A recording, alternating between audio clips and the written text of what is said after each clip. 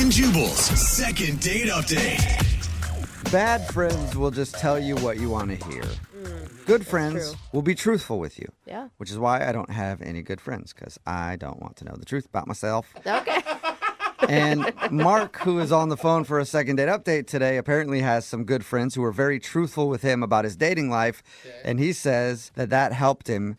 Apparently, he tried to change something in his dating life recently, and he went out with a woman, and now he's not getting a call back from her. What's up, Mark? How are you?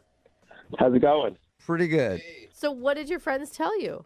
Well, I've been single for a while. I haven't really had like a serious girlfriend. And, they told me I tend to kind of talk about myself a little too much and dominate the conversation. I feel that already. Right. Well, thanks. Yeah, stop talking about yourself. Yeah. Jeez, I know we're asking you questions about yourself, but whatever. Yeah, I'm still too self-centered even on this show. Right. What did they say to do to fix it? Well, they thought that if I made a little brochure, I could hand the girl when I meet her, and then she could kind of read it with some bullet points about me that maybe that would take the pressure off. Were they serious about that? That's kind of funny. They were. So, my name's Mark, so I made it, it's called Mark in a Minute. And I have this just quick Mark in a Minute brochure that it's just a quick little thing, catches you up on me. It's like a picture, measurements. Okay. Measurements even. So That's it's like a awesome. dating profile within a brochure. Is there... Like a travel dating brochure. Yeah. I mean, it worked for that dude on Tinder who had like a PowerPoint profile, and that's women were going right. crazy for him. So you take a brochure with you when you go on dates now. Right. So, it talks about like my hobbies and things like, broken down seasonally, there are different things I like to do. Isn't that awkward, though, just sitting there while she reads it and you're just staring at her while she reads about you? Like, Exactly. You would think that. But when we met up, I went to get a couple drinks. So I handed her the brochure and so she could kind of read it while I was getting drinks. Oh, that's nice. So you're not sitting across the table while she reads the brochure of Mark. Yeah. Right. No, we're using our time wisely here, wait, Nice. what was her reaction when you handed her a brochure, oh, Mark? I think she found it very helpful. She didn't seem weirded out at all. She liked it. And then, we were able to focus more on her as we were talking and stuff, because that I really did feel like it relieved the pressure. I think more people should do that on dates. Wow. You could have given her a brochure. She could have given you a brochure. No need to even be there over half an hour. Yeah. And then you could go do whatever else you have to do. You're like, And make dating "Ooh, so much more streamlined. It says here Yeah. you're vegan. I can't. I'm sorry. Glad we did this right away, though. What's Yeah, her so name, what by is- the way? Her name's Elizabeth. Okay, can I just step in and say I think this is a horrible idea, and apparently I'm the only one? Really? Yes, I think it's cheesy. Like, why wouldn't you, if you talk too much about yourself, your friend should have just told you, hey, Mark, shut up and ask some questions about the person you're out with. Well, that's easier said than done. Like, I've tried doing that, but I have trouble holding back. Like, I want to talk about what's up in my life. So, Okay, so you just can't hold back from talking about yourself. Okay. And how did the date go other than your brochure? Was it good? well, I thought it went really well. We were hitting it off, and she was laughing at my jokes, and she was talking about her life. But then she had to meet up with a friend, so it didn't, it kind of got cut short a little bit. Did you believe that, Mark? Did you believe that she really needed I to meet did, up? and she took the brochure with her, I will say. Yeah, because I'm telling you, she's going to show that to all her friends, because that is ridiculous. No, or maybe she wants to make one up, and she's just going to copy my work. I don't think so, Mark. I just don't. Huh. No, honestly, I think she took it because she was interested, and she wanted to kind of look over it more when she got home, and it has all my contact info in there too. So I think that she was interested. Okay, but you haven't heard from her. No, I haven't. But that's why I kind of need you guys to help All right. out. And have you called her? I've texted her, and I haven't gotten any response. Okay. And what's your theory why she's not calling you back? Well, at one point, she did kind of use my brochure as a coaster, so maybe some of my info got kind of smudged. Okay, but she has your number because you texted her, so there goes that theory. Oh, Mark. Right, okay. Yeah, all right. Just trying to figure it out for you, Mark. It could just be that you're still not a very good listener and that you made the date too much about you. I mean, when you come with a brochure of yourself, it's not really making it less about you. I'm sorry, what were you saying? No, I'm serious. I am a good listener, I swear. I am. Okay. But the brochure really did make me, it made it easier for me to listen, and just, I know it was the right move. I was Okay. able to just get it out of the open right away, and then she was able to talk about herself. It was perfect. Makes All right. sense. Well, we'll see if she felt the same. We'll play a song, and then we'll come back and call her and get your second date update, all right? Okay, thank you. Yeah, man. Hang on. Moving 92.5. Brooke and Jubal in the mornings. Second date update. Right in the middle of a second date update, and Mark is on the phone today. He wants us to call a girl named Elizabeth. Apparently, they met on an app, and they went out to a bar, and Mark actually presented her with a brochure about himself because his friends told him that they think he's not successful at dating because he talks about himself too much. The interesting thing is, we talked to Mark about his date, and I just realized we didn't really learn very much about her. We mostly learned about Mark Oh, in that yeah. first segment. We know nothing about her. Yeah, Mark, That's true. give us one thing about Elizabeth. What's her hair color?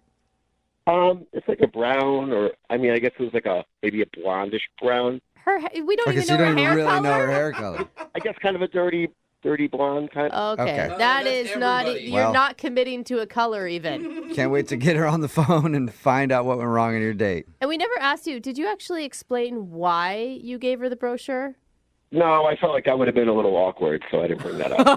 Why not? I honestly think that probably would have been the better decision to be like, Yeah. I gave you that brochure because people said I talk about myself too much, so I figured I'd get everything out of the way right now instead of just having her wonder why you brought a brochure along. Maybe that should be on the front of the brochure. Yeah, you can just add that in there so that they know What? why you're giving it to them. There you go. Why are you talking at all on a date? Anyway, I'm going to dial her phone number right now. Here we go.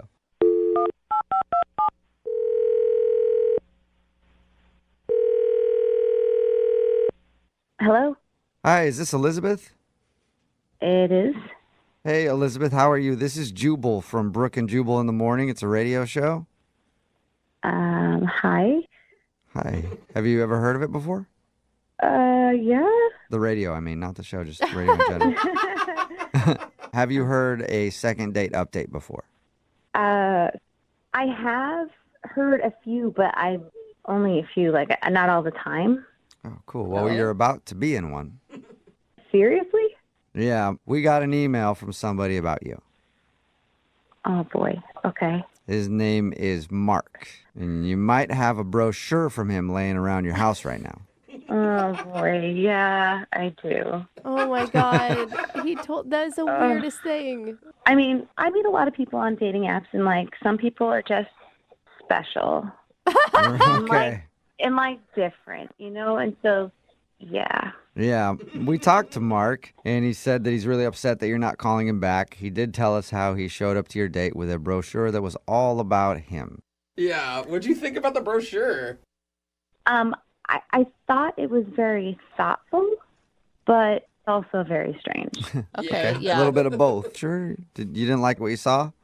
There's a whole lot of information in there. I mean, like, I know that he likes to play soccer in the fall and then, like, board games in the winter. Fun.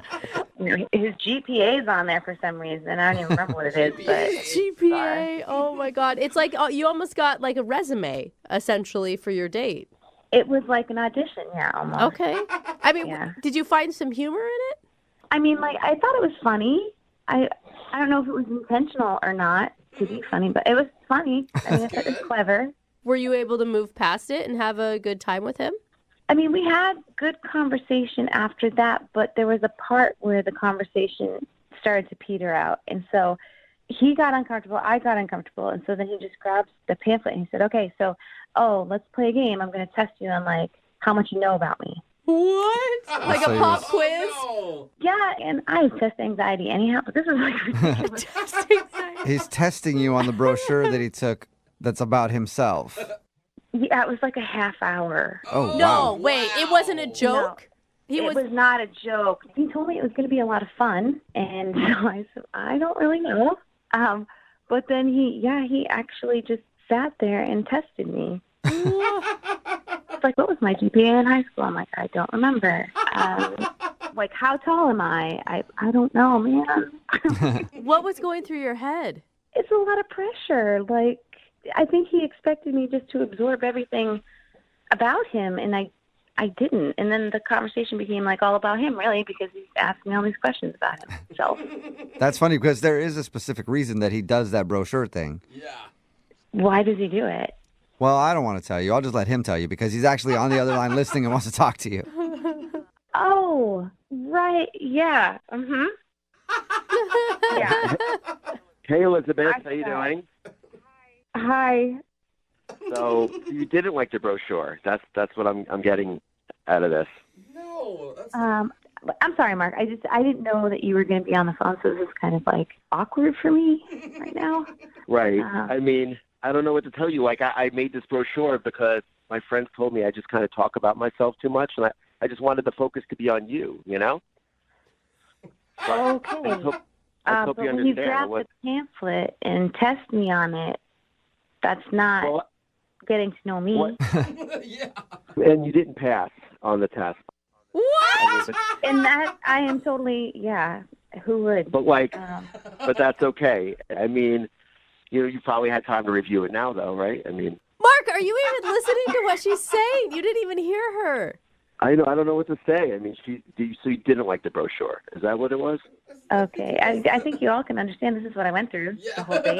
Again, you said you made the brochure so that you could listen more to her, but you're not listening to her. You're not asking her any questions about how she feels. No, that's totally not true. Like, I asked her how she felt about the brochure, and I mean, I even asked her if she thought I changed the cover of it at Okay, one point. but you're still talking about you, sort of, Mark, when you're Yes. talking about your brochure. I mean, not really. Like, I'm asking her opinion. I want to get to know her thoughts about, About what she thinks you. about stuff. About you and your Well, brochure. I mean, just in this circumstance, but I do want to hear what she thinks. Mark, just to let you know for future reference, if you still want to carry around these pamphlets and you feel like testing your date, like don't like go when they get a wrong answer. I was it's a lot of pressure. It's not like a game show. Bring your own buzzer with you so you don't do it with your mouth. Like, bring an actual buzzer with you. You buzzed her? How could you buzz her? Well, she got like everyone wrong. What do you want me to say? And to be fair, I did give you extra time. So That is awfully nice of you, but Courteous. I just have a hard time absorbing facts that I don't really care about. Oh. All right. Well, That's listen, not meant to be mean. Really, it's not. I just don't care about your GPA, honestly. Yeah, right? Mark, I think you are better off dating yourself at this rate. Yeah. well, I mean, I've read the brochure already. I don't need it. It's not Oh, for my me. goodness. Dude. you've lived the brochure, Mark. Elizabeth, would you like to go on a second date with Mark? We will pay for it. Ooh. I don't think that's well, I mean, you answer. You're very interesting and fun, but I just don't think that I'm as fun and interesting as you. So I'm going to say no. Aw. That was the kindest letdown you could have gotten, Mark. Very well said. So I guess that's a no. He's not Yeah, I think listening. so, Mark. Were you even paying attention? I understand she said no, but I just can't help but think that, my friend thought of this brochure idea. I mean, I kind of liked it, but it kind of feels like it backfired on me. I mean, do you think I should still be doing the brochure? Absolutely. No. Absolutely. No. I want to do more second date updates with you just to see how it goes. All right. Well, if you guys think it's a good idea, I'll keep doing it. Yep. Everybody is in agreement. not Great making idea. it. Keep it up, Mark. Good luck, man. Okay. Thank you. Thank you. Brooke and Jubal in the morning. Text in at 78592 says, I would have left as soon as the buzzer sound started. 'Cause I'm on a date, not a game show. Yeah. It's Brooke and Jubal in the morning talking about today's second date update. If you missed it, Mark wanted to call Elizabeth. They went out, they met at a bar, and he actually made a brochure for himself to tell Yeah. her everything about Mark because apparently his friends told him that they think he's not really successful in the dating world because he talks about himself too much. So he made up a brochure to give to anybody that he goes out with so they can learn a little bit about him, and then that way he can just continue to focus on them since now they've got all the facts about Mark right in the palm of their hand. And it didn't work very well because they ran out of a conversation at some point, and then he just started quizzing her on the brochure about himself. So once again, the conversation became him. It just dawned on me. Were his friends trolling him? Probably. Do you know what I mean? Like, they're like, oh my God, we told him to do a brochure and he went through with it. Yeah. Like, what was he thinking? I would think so. And then How does he have friends, by the way? apparently, Everybody deserves friends, No Jose. idea. Apparently, when he was quizzing her, he started buzzing her when she'd give a wrong answer. on And the he's- brochure. Apparently, she got every answer wrong, Yeah, which was a big turnoff for him. right, because she didn't know all about Mark, and Mark apparently wants everybody to know all about Mark all the time. Does anybody else in this room kind of want a copy of the brochure, though? I do. I really Yeah. want to see it. I think I you could know. I think the brochure thing could work if you made it funny. Like, I think if you didn't take it seriously, There as was he did, no it could actually humor be in what he was doing. I know though. he did it way Yeah. too serious, is what I'm saying. Right. He was literally like a timeshare salesman See, most people for himself. are just very intrigued with the brochure. Somebody texted in 78592 and just says, I want to know what paper and print quality that of is his a good pamphlet he question. used. Was it Ooh. cardstock or trifold? I don't know. Glossy stuff. And we Yeah. didn't even ask, like black and white, or did he invest in color? And how much You know? is it to get a brochure? And what kind of graphic design artist did he use? Yeah. Did he do it himself or did he hire somebody Yeah. for that? Wow. That could be thousands of dollars by the time he's done. And they decided not to, well, she decided not to go out with him again. Yeah. Yeah. They did not get a second date. So remember, if you want to do a second date update, you want to call the person who's not calling you back, all you have to do is email the show and we will call them for you. Or send us a brochure of Yeah, yourself. send us a Yeah. brochure too about the whole thing. Brooke and Jubal's second date update. A listener named Jack is on the phone to do a second date update right now, and apparently he thought his date went awesome until he got on the phone with our producers. Oh. And now he thinks he had a bad date. Wait, What just now you changed? realize Yeah, it? I don't know. We'll ask him about that in just a second. But first, Jack, how are you? I'm doing all right. How you guys? Not Yeah. too bad. I'll ask you in a second why our producers scared you about your date. But first of all, tell us about the date. What's her name? Her name's Carolyn. Carolyn, all right? And how'd you meet Carolyn? Well, we were actually set up on a blind date by a work colleague. Ooh, risky on a lot Yeah. of fronts there. Yeah. Was it truly blind? You never saw her before, or even a picture online? Well, I did. I mean, I'm just as weary as you. I'm not into the blind date thing. He mentioned it because, look, I'm just like looking to meet a woman who's chill and low maintenance. So when he said she was pretty, I didn't believe him at all. And so I made him show me the photo. Like, there are no pretty women who are chill and low maintenance. Doesn't it? It's not the movies, bro. Yeah, I mean, immediately I'm skeptical. You know, it's like the unicorn. So Yeah. he shows me a picture, and I'm, like I said, I'm shocked. And, you know, she's blonde, she's cute. So, you know, obviously immediately I changed my mind. So I'm like, yeah, why don't I try to meet this girl? Okay. Okay. So now you're into the unicorn. Yeah. So he sets it up. You know, we do the whole thing. We start texting. And so we decide that we're going to meet up at a bar. Uh-huh. And I noticed clearly she looks just like her picture. And I'm stoked at this point. So, Because she's also a punctual unicorn, which makes her an even better one. yeah, exactly. She didn't take 2 hours to get ready, or she's not late. It was just, yeah. Checking all the boxes. Okay. So how was the date? Was it, I mean, my producer said that you were super confident about it until they asked you if you think anything went wrong. So how was it at first? And then tell us why you think things might have gone wrong now. Yeah, well, okay, it was, like, admittedly, it was off to a slow start. You know, like, I haven't been on a lot of dates. I've just been consumed at work, and it's just, like, hard to relax and have fun. But after a drink or two drinks, it starts to lighten up a little bit, and things started to go pretty smoothly. And it turned out we had, like, a lot in common. Like, we're both hikers, love the outdoors. Okay. And, like, we have this weird thing where we strangely love Colin Firth movies. You know, the actor, like, I Which couldn't even Colin name is a that? movie that Colin's in. I have to Google him. I don't remember. He's the his one I with get the him dark confused with Colin eyebrows. Farrell. Oh. I mean, Bridget Jones' Diary, Love Actually, The King's Men. I mean, guys, really, you don't like Colin Firth. I mean, Okay, yeah. Yeah, All right, now I know yeah. which Colin you're talking about. So Totally. you guys both like him a lot. yeah, he's Okay. just a good actor. So he's a good Colin. Yeah, I like that Colin. It's a good Colin. He's like in my top 3 Collins. Oh, that's awesome. Right above Colin Hanks. What? Yeah. So Tom anyway, Hanks' son. all right. Well, this isn't about Yeah. all the famous Collins in Hollywood. This is about you and your date with Carolyn. Well, yeah, so we're both digging on Colin, and we're laughing, and it's just a weird fact, you know, like, why do we both like this guy? But anyway, so up until that point, like, I couldn't figure out what was going on. Then I talked to your producer, and there's this one thing I can't shake now that I'm like, oh, my God, did this screw everything up? What was it? So a couple times throughout the night, she mentioned, you know, while we're sitting, she's like, oh, it's kind of cold in here. Like, oh, man, I'm cold. And I was like, yeah, it is kind of cold in here. Yeah. But meanwhile, I had this, like, big jacket, and I never offered to, like, Oh. you know, hey, would you like my jacket? You know, and I'm just sat there, like, totally aloof. Hey, you're like, oh yeah, that sucks. You're like, I'm Sucks not for cold you. at all. Yeah, I got I'm this huge warm. jacket. I could put it on at any time and be warm. You should have brought a jacket, dummy. Yeah. and I just didn't even think about it, Man. but. Yeah. But I mean, is that a reason not to call somebody back if you're having a good time? I mean, like, she did keep hinting it to me, like, a couple times, and I just didn't pick it up. Like, Yeah. so maybe, I don't know, does she think I'm stupid or just inconsiderate or what, both? Yeah. I do feel, though, as a woman, if you hint a couple times and it's obviously the dude is not picking up, then it's your responsibility to say, hey, can I borrow your jacket? I'm cold. Yeah, I don't know. Like, maybe it's on her, maybe it is on me, but otherwise, the date in general it went really well. I mean, How did it end?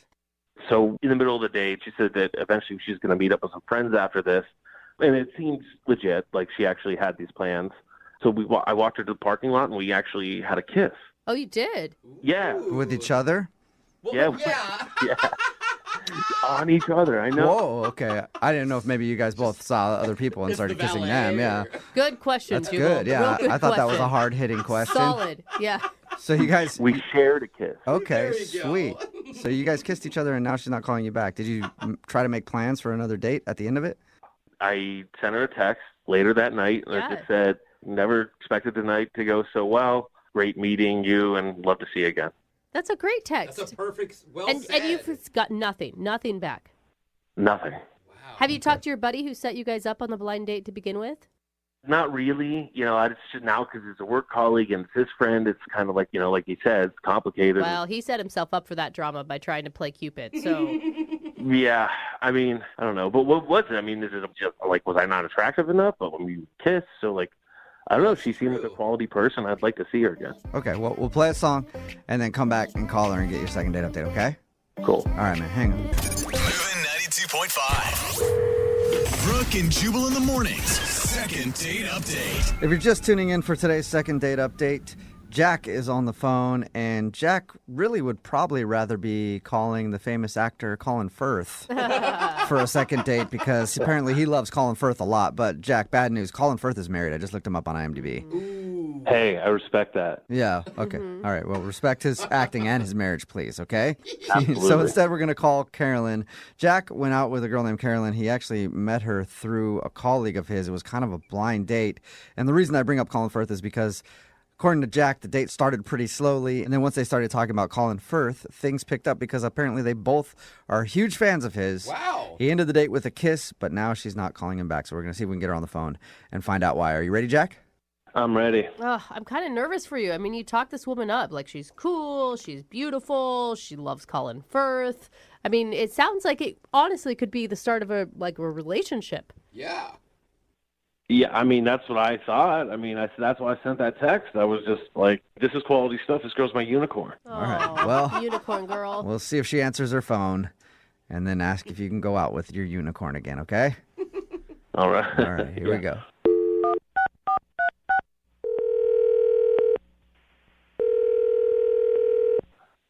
Hello? Hi, is this Carolyn? Yes? Hey, Carolyn, how are you? This is Jubal from Brooke and Jubal in the morning. Okay. Why?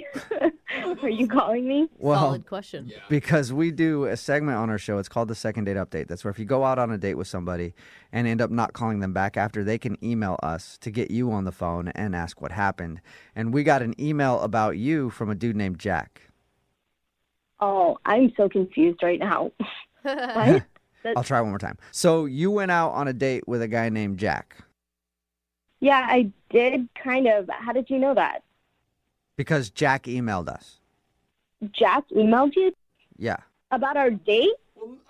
Well, he emailed us because he said he had a really good time with you, but now you're not calling him back or answering his text messages, and he's confused. Is a good time? He said we had a good time? Yeah. Is this a joke? Am I being pranked right now? Wait, are you No. arguing with the fact that about the good time? Like the good time is what's freaking you out? I don't even know Jack. Like, we didn't even go on a date. But What? You just said you did. No, kind of. We were supposed to go on a date. Like, our work friend, like, set it up with us, but he came into the bar and he sat at a different table with another girl. Wait, What? what? Yeah. No way. Wait, you were at the bar to meet Jack. Jack walks in and goes and sits with a different woman. That's what I mean. Like, I kind of went on a date with him, but it didn't actually happen because he sat at a different table. Oh So my. wait, Did you ever talk to him? No, we were texting a little bit to set up the date, but I've never talked to him in the face. So wait, you watched him walk in, sit at a different table, and then you didn't approach him?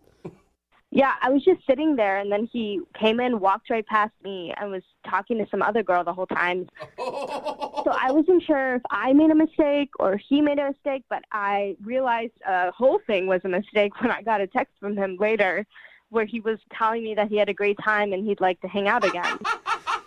Wait, no. Awkward. So he accidentally went out on a date with another woman that was at the bar who he thought was Carolyn. I mean, that's what it looked like. I don't know. How does that even happen? I mean, I have no idea. All I know is that he walked in, he sat down at another table, was chatting with this girl who looks nothing like me, and then they shared a kiss outside the bar when they were done. Wait. You stayed and watched their whole date?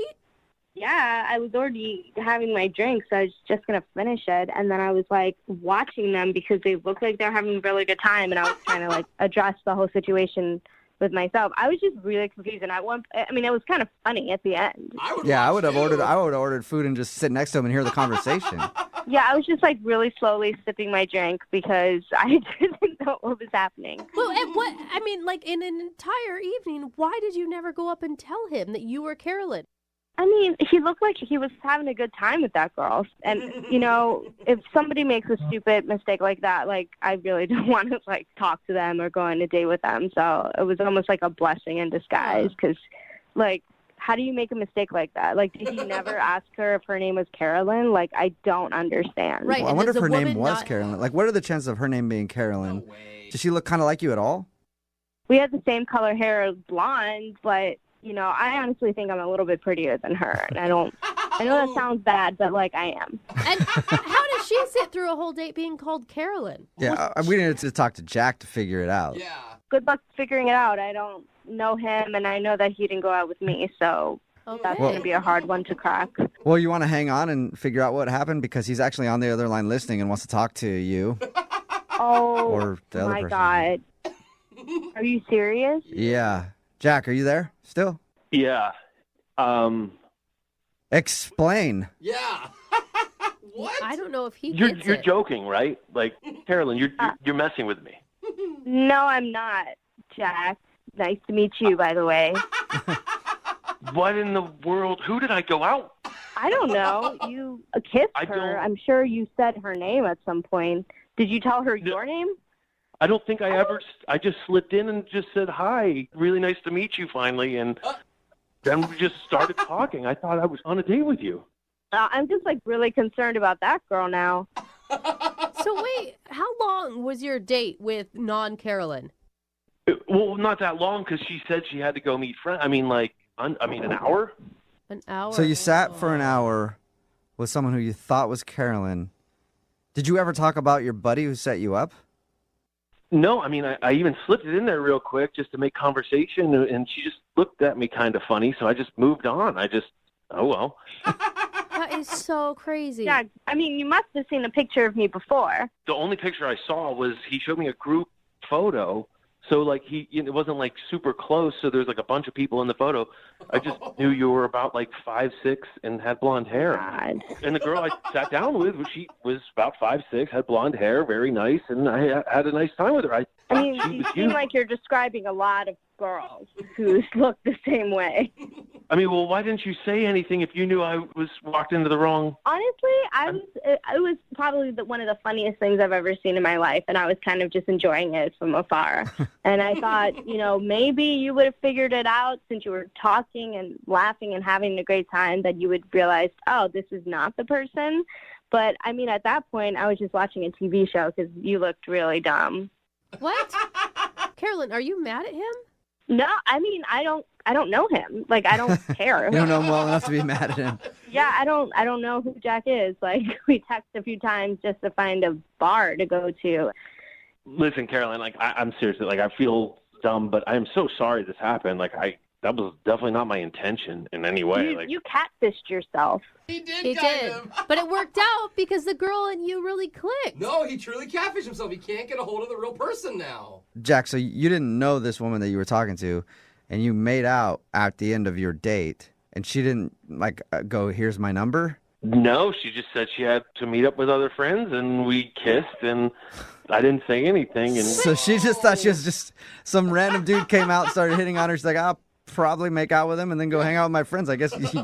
Either that or Yeah. she thought she was meeting a date. I mean, you could easily go to meet somebody from Tinder and then somebody shows up and it's not the same person. You just figure you'll hit them back up on Tinder. That's true, too. huh. Wow. How are we mystery. going to find her? That's what I'm most Hopefully she's listening right now. Wait, do you want to go out with the real Carolyn or are you more interested in fake Carolyn? I mean, I feel like I kind of owe real Carolyn an honest date. I mean, Real Carolyn. do you like Colin Firth movies, Carolyn? That's important. You can figure that out, Carolyn. If you go out with Jack on an actual date, we'll pay for it. Would you like to go out with Jack on a first date, and really hang out with him? We'll pay for your date. Honestly, I don't know if I want to go out with him. Oh. Really? I think I would rather help him find fake Carolyn. Yes, find her. He called her his unicorn. Yeah, you did. I mean, That's really sweet to say. I bet she'd love that. What, do you want to get together and hang out and help him find that girl somehow? Be a wingman. I mean, I didn't really see her other than the fact we have the same color hair and she's not that pretty as me. Oh. But all right. We don't need to insult her. Dude, you guys need to go back to the bar and question the wait staff. I mean, she was there before you. Maybe she used a credit card. Maybe there's a name. There's a paper trail. There's something. Oh, jeez. This sounded like a lot of work. Oh, my God. So he doesn't want to find his unicorn that bad. What? Okay. What do you want here, Jack? Do you want to try to find the other girl, or do you want to see if Carolyn will actually go out with you? Well, Carolyn, what do you say we go back to the bar and we can do a little investigation together, and maybe that counts as a little bit of both. Yeah. yeah, no. Oh, come on. So I no? like the idea. You make bad life choices as far as I can tell. Is that a solid no on a date then? That's a solid no. Okay. Oh, no, okay. Oh, I'm sorry, Jack. Maybe somebody out there is listening that Yeah. made out with a random dude at a bar who sat down at your table. Text in if Text you in are. 78592. Other than that, Jack, I don't know how we can help you. Well, you tried. If anybody, my unicorn's out there listening to me, fake Carolyn, please come back to me. Yeah, all right. Fake Carolyn, if you're out there, hit up Jack. Brooke and Jubal in the morning. Got a text in at 78592 that says, now everybody listening wants to help find the fake Caroline. Yeah. Yeah. Talking about today's second date update. If you missed it, this dude Jack wanted to call Caroline. He thought she was great. They bonded over Colin Firth. But the thing is, it was a blind date. And he didn't go on a date with the right person because we called Caroline, the one that he was supposed to meet up with. She said that she was at the bar waiting for him. And he walked right past her and sat down with another woman. And he had no idea. I guess they kind of looked similar. And she ended up silently watching him from a few chairs away on his date with somebody that he didn't even know that he thought was Caroline. And she said that it seemed like they were having a great date. Wow. Yeah. How do we find fake Caroline? I know. I Now, don't know. even the real Caroline didn't want to go out with him again because she's like, that's weird that you went on a blind date with me and then didn't even know who I was and sat with somebody else and had a date with them. Well, I But mean, she said she will help him find the real Caroline. Okay, well, Good. the hunt is on. Yeah, if it is. You went on a blind date with someone that you didn't mean to, Yeah. Text give us a call. Absolutely. We'll hook you up with Jack. Remember, if you want a second date update, all you have to do is email the show and we will call the person. Today's second date update is actually a lot like a Craigslist misconnection. Really? Because this dude we're about to talk to met a girl at a bar, got her number, and then she was gone forever. Oh, my goodness. And now he wants to call her and see what happened. I bet it's the beginning of a beautiful love story. Actually, there's a lot of details that happened in between that we should probably talk about, but I'm going to let him tell you exactly what happened on their date. Billy is on the phone with us right now. Billy, what's up, dude? How are you? I'm good. How are you guys? Good. So why don't you tell everybody what happened on your date? All right. So it was a few weeks ago. There's this girl, Christy, I met at this bar. I was with a bunch of my friends. She was with a bunch of her friends. And, I mean, I certainly noticed her right away. And she has this great smile. She had a really nice rack. Nice. Yeah, those are things that you notice first on a girl usually. It's Billy, usually the other way around. It's rack, then smile, but whatever. Absolutely. To each his own. So you liked her a lot, and you guys hung out at the bar. Your email says that you met her there, and then you continued to hang out with her throughout the evening. What did you like about her so much that you want to do a second date update? I have this pickup line that, you know, it's kind of hit or miss, but when it works, usually it's a good sign that the girl has a good sense of humor. I go to her, has anyone ever told you you look just like Megan Fox. Mm-hmm. And Christy looks nothing like Megan Fox. Absolutely nothing like her. And if she gets it, then it's great. And So that line usually works either way. Like, if they don't look like it, they're like... Funny. Yeah, they're like, oh, that's funny. But if they do think they look like it, they're like, oh, that's sweet. People tell me that all the time. Yeah. If All they right. really look like Megan Fox, then they actually are put off, you know? Oh, okay. But that's probably above my pay grade anyway. So your line worked on her. Yeah, it totally worked on her. And, Right. and you guys hung out all night talking and I assume drinking. Like, how many hours are we talking? We were there for like an hour, and then we couldn't really hear each other, so I said, let's go to another bar. Okay. And she said, absolutely. So we went to this other bar just kind of around the street. And you guys broke off from your friends at that point, and it was just you two? Yeah, absolutely. Yeah, everyone, could see that there was some chemistry there. So, yeah, we went, and I went to get her a drink, and I come back with the beers, right? Mm-hmm. And I'm seeing this guy kind of, like, really close talking and kind of, like, touching her leg and stuff. Mm-hmm. And I don't think she wanted any part of that. So I go up to him, and I said, what the are you doing? Really? You couldn't have come in easier than that? Like, hey, bro, what's your what's name? up? I mean, this isn't your girlfriend. I know, actually. I said that, and he goes, who the are you? And I said, I'm her boyfriend. You actually said that you're... really? All right, well, hey, Yeah, you know what? I did. But I've done that before to help somebody out. Like, Yes. I've walked up to a girl and been like, hey, you can tell if a girlfriend doesn't want to talk to a guy. I'm like, hey, that's my girlfriend. And then the guy will leave. Now, usually I'm not that aggressive right away. But, whatever. And it obviously didn't work out for you very well, did it? Well, after I said it, he basically told me to go his and I just hit him. Oh, you punched him? Really? And that's what I mean by she mysteriously disappeared at that point. That escalated. What was her reaction? Not a lot of girls, Billy, like it when you get in a fight after meeting them, like 45 minutes in. What was her reaction? To tell you the truth, I didn't really know right away because we kind of took it outside. A whole circle formed around us, and it was all like kind of crazy. I did see her for a second, and so when the cops showed up, I didn't see her afterwards. Yeah. no. Did you end up getting arrested? No, I didn't. I just took off. Okay. I took off. As soon as the cops, I just bolted. All right. So you pretty much understand that probably turned her off a little bit. That's probably why you're not getting the call back, Billy. You know what, though? I thought it was relatively chivalrous. I didn't start. What? She did not look comfortable. Right. Being touched by this guy. I'm not cool with that. The funny thing is, I just read an article in GQ talking about like the differences between gentlemen now and being a gentleman back in the day. Back in the day, Billy, that would be the right move. But according to GQ, now Not girls a good don't move. like it when you get in a fight over them. Like, unless they're absolutely in trouble and you have to use force. But it's Yes. not a gentleman thing anymore. You don't have to just immediately punch somebody in the face. I didn't think it was immediate. I thought he was kind of provocative and disrespectful, And anyone, even if it didn't involve a girl, if someone talked to me, I'd like, of course I'm going to clock them. No way. Okay, so you feel like you were sticking up for her and you were protecting her. I thought so. I thought it was the right thing to do. Now, have you tried to get a hold of her since then, and what have you said to her? Yeah, I just called, and I just said, I really enjoyed seeing you and talking with you. I'm sorry that we didn't really get a chance to talk more, and I apologize that you had to experience that, with that dude. But, it's 2 weeks ago. After I haven't heard. I called like 2 or 3 times, but I don't know. Are you a guy that gets in a lot of fights, Billy? I'm not. I'm really not. Really? How many fights you been in the last year? I hadn't been in a fight last year. The year before that, I got in 2. Okay. That's kind of a lot of fights. Like, once you get out of, like, 17 years old, you don't really fight that much. So, Yeah, I know. All right, man. Well, we're going to play a song, come back. 2.5. Brooke and Jubal in the mornings. Second date update. Lydia, if a guy was to punch somebody out in your honor, would that make you happy or want to see the guy again? Would that make you swoon inside? Well, I'm a former vegan and I drive a Prius, so what do you think? While he's stomping the guy's face on the concrete and he looks at you and goes, "This is for you, Lydia." Blood everywhere. Would you love that? No, not really Okay. turned on by violence. But I can appreciate that. I think your heart was in the right place, Billy. Yeah, I asked Lydia the question because Billy is on the phone with us right now, and he wants us to call a girl named Christy, who he met at a bar. They met, hung out. 45 minutes later, he was punching a guy's face in because he saw the guy talking to Christy.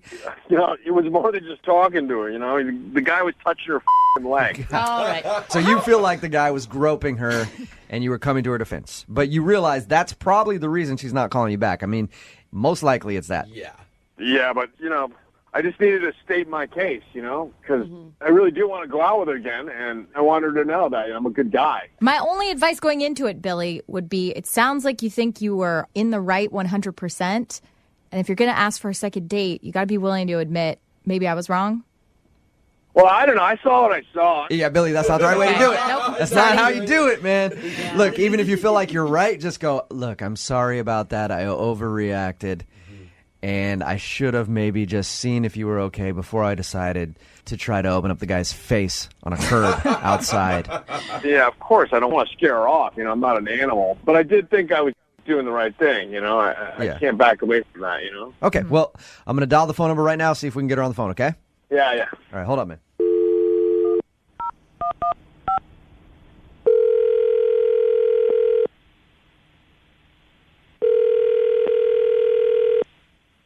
Hello? Hi, is Christy there? Speaking. Christy, how are you? This is Jubal from Brooke and Jubal in the Morning. Sorry, where are you calling from? Jubal from Brooke and Jubal in the Morning, the radio show. Okay. Am I on the radio right now? Yes, you are. Okay. Before you panic and hang up the phone, I'm calling you because you recently met one of our listeners who really liked you, and he emailed us and asked us to call you. Okay. This is totally weird. Yeah, I understand that. His name is Billy, and you met him a couple weeks ago when you were out at the bars. Oh, my God. Okay. That rings a bell. Yeah. Hey, Billy. So Billy emailed us. So Billy emailed us and told us about your evening, even told us about the fight that he got in. He told you about it? Yes, he did. And the reason that he wanted us to call you was because he wanted to let you know that he's not a bad guy, and he may have overreacted, and he really liked you, felt like you had a strong connection, and he wants to see you again. Oh, wow. He is just full of surprises. Is the reason that you haven't called Billy back because of the fight that he got in? I don't even know how to answer that. I mean, he seems like a cool guy, and I thought we had chemistry, and I can't trust my judgment anymore because this other guy, just some tipsy guy at the bar, starts talking to me. It's like a harmless guy. He wasn't even really bothering me. And then before I know it, he's like, I'm her boyfriend. He just flipped out. And then he hits the guy, out of nowhere. So I step back, and then he starts going, keep your hands off my woman. All right. But in his defense, he thought he was helping you out. From his perspective, it looked like the guy was groping you. I don't know how he possibly could have thought that. So you basically just feel like Billy is a psycho. Yeah. He's punching the guy. They go outside. They're totally restless. I didn't know what to do. Are you yelling for it to stop or? Honestly, I didn't even know what was happening. It happened so fast. And he keeps saying, she's my woman, which was just insane. Right. And he gets all caveman, and then he pulls his shirt off. He actually took his shirt off. He threw it on the ground. Yeah. Oh, no. Of course, and man. He said, she's my woman, and I'm going to prove it to you. What? All right. Christy, he must have been pretty drunk. I mean, the pulling off the shirt thing, whatever. We've seen D-bags fight all the time. That's what they do. But she's my woman, and I'm going to prove it. I will fight for her. Yeah. Did you? This is awful. Part of you, Christy. you must have been upset, but part of you kind of wanted to laugh at that point, didn't you? I was like, who is this guy? He's totally insane, and I don't want this kind of drama in my life. And I just walked away. He didn't even notice that I walked away. Yeah, right. Of course not. He was defending your honor, Christy, and then you just left.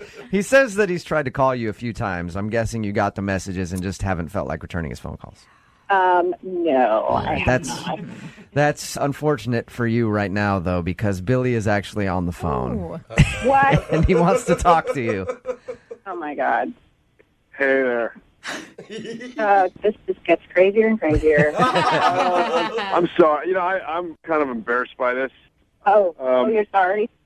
Yeah, I mean, I thought I was just kind of defending your honor. I don't remember saying, you're my woman and I'm going to prove it to you. I did lose my shirt, but I don't remember saying that.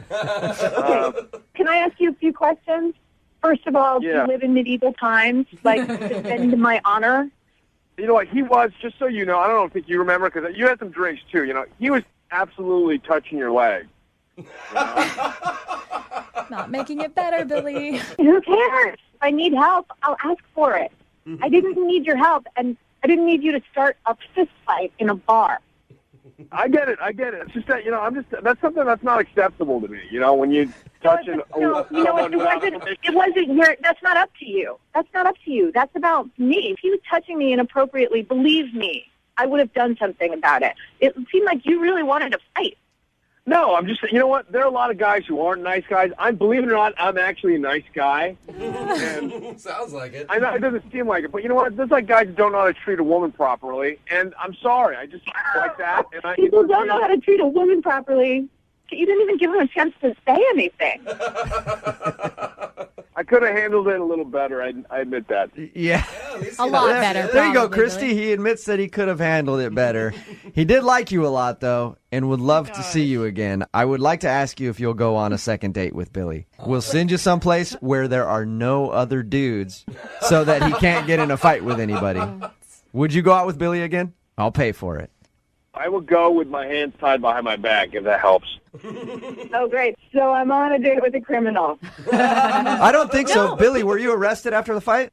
No. I ran from the cops. Yeah. See, Christy, he's not a criminal. He's a fugitive. Yeah, he's not officially charged with anything. And it's the only fight he's been in this year. I mean, there was that 2 last year, but no big deal. Yeah, I don't need the drama in my life. Wait, what? Maybe we can go get tea or something. Because no meatheads drink tea. All right, well, Christy. Okay, I'd have tea. I'd have tea with you. Yes. What? Really? Chrissy, what the hell are you thinking? That's awesome. Christy, are you serious? You'll go have tea with him. Tea was your mind changer? Yeah, I like a sense of humor, and that's funny. So I'll have tea with you, but I got to tell you, I am not looking for a relationship with you. Dude. Okay, so you'll have tea with the guy, but you're not looking for... You changed your mind quick on that one, Christy. Weird. Yeah, he's cute. I'll go have tea with him, but that's it. I'll give him another shot to prove that he's not a total meathead. Okay. Yeah. Well, congratulations, Billy. Wow. Somehow you were able to get a second date after all that. Thank you, guys. I seriously appreciate this. I don't know if I'd call it a date. We'll have tea. No, we don't. It's not a date. No pressure. I'm going to be a total gentleman, and I don't know what that means to you, but okay. Brooke and Jubal in the Brooke and Jubal's second date update. Today's second date update is kind of the anti-second date update. What does that mean? The girl on the phone doesn't want a date with the guy that she wants us to call. Oh. But she does want some clarification. Her name is Steph. Steph, how are you? I'm good. How are you? Not too bad. So this is a different kind of second date update, huh? Yeah. I like how you're laughing. Thanks. It's just a crazy situation. That's really why I'm calling you guys, is because there's nothing in the handbook about how to take care of this. What situation are you talking about? Well, I'm a teacher, and I have some lovely students and everything, and but I'm single. So on the weekends I go out. Yeah, single teacher. I like hearing from those. Yeah. Can I get a little PTA conference? All right. Okay, well, no, you may not. All right. No. Smart teacher. So you're a teacher and you have great students. Yeah, but I am single, so I go out on the weekends, and I was at this bar with my friends, and this guy comes up to me and he's like, "Hey, do I know you?" And I'm like, that's a pickup line or something, because I didn't recognize the guy. Right. And he goes, "You're my son's teacher." Oh, okay. Okay. So ends up, he actually is, his son Noah is in my class.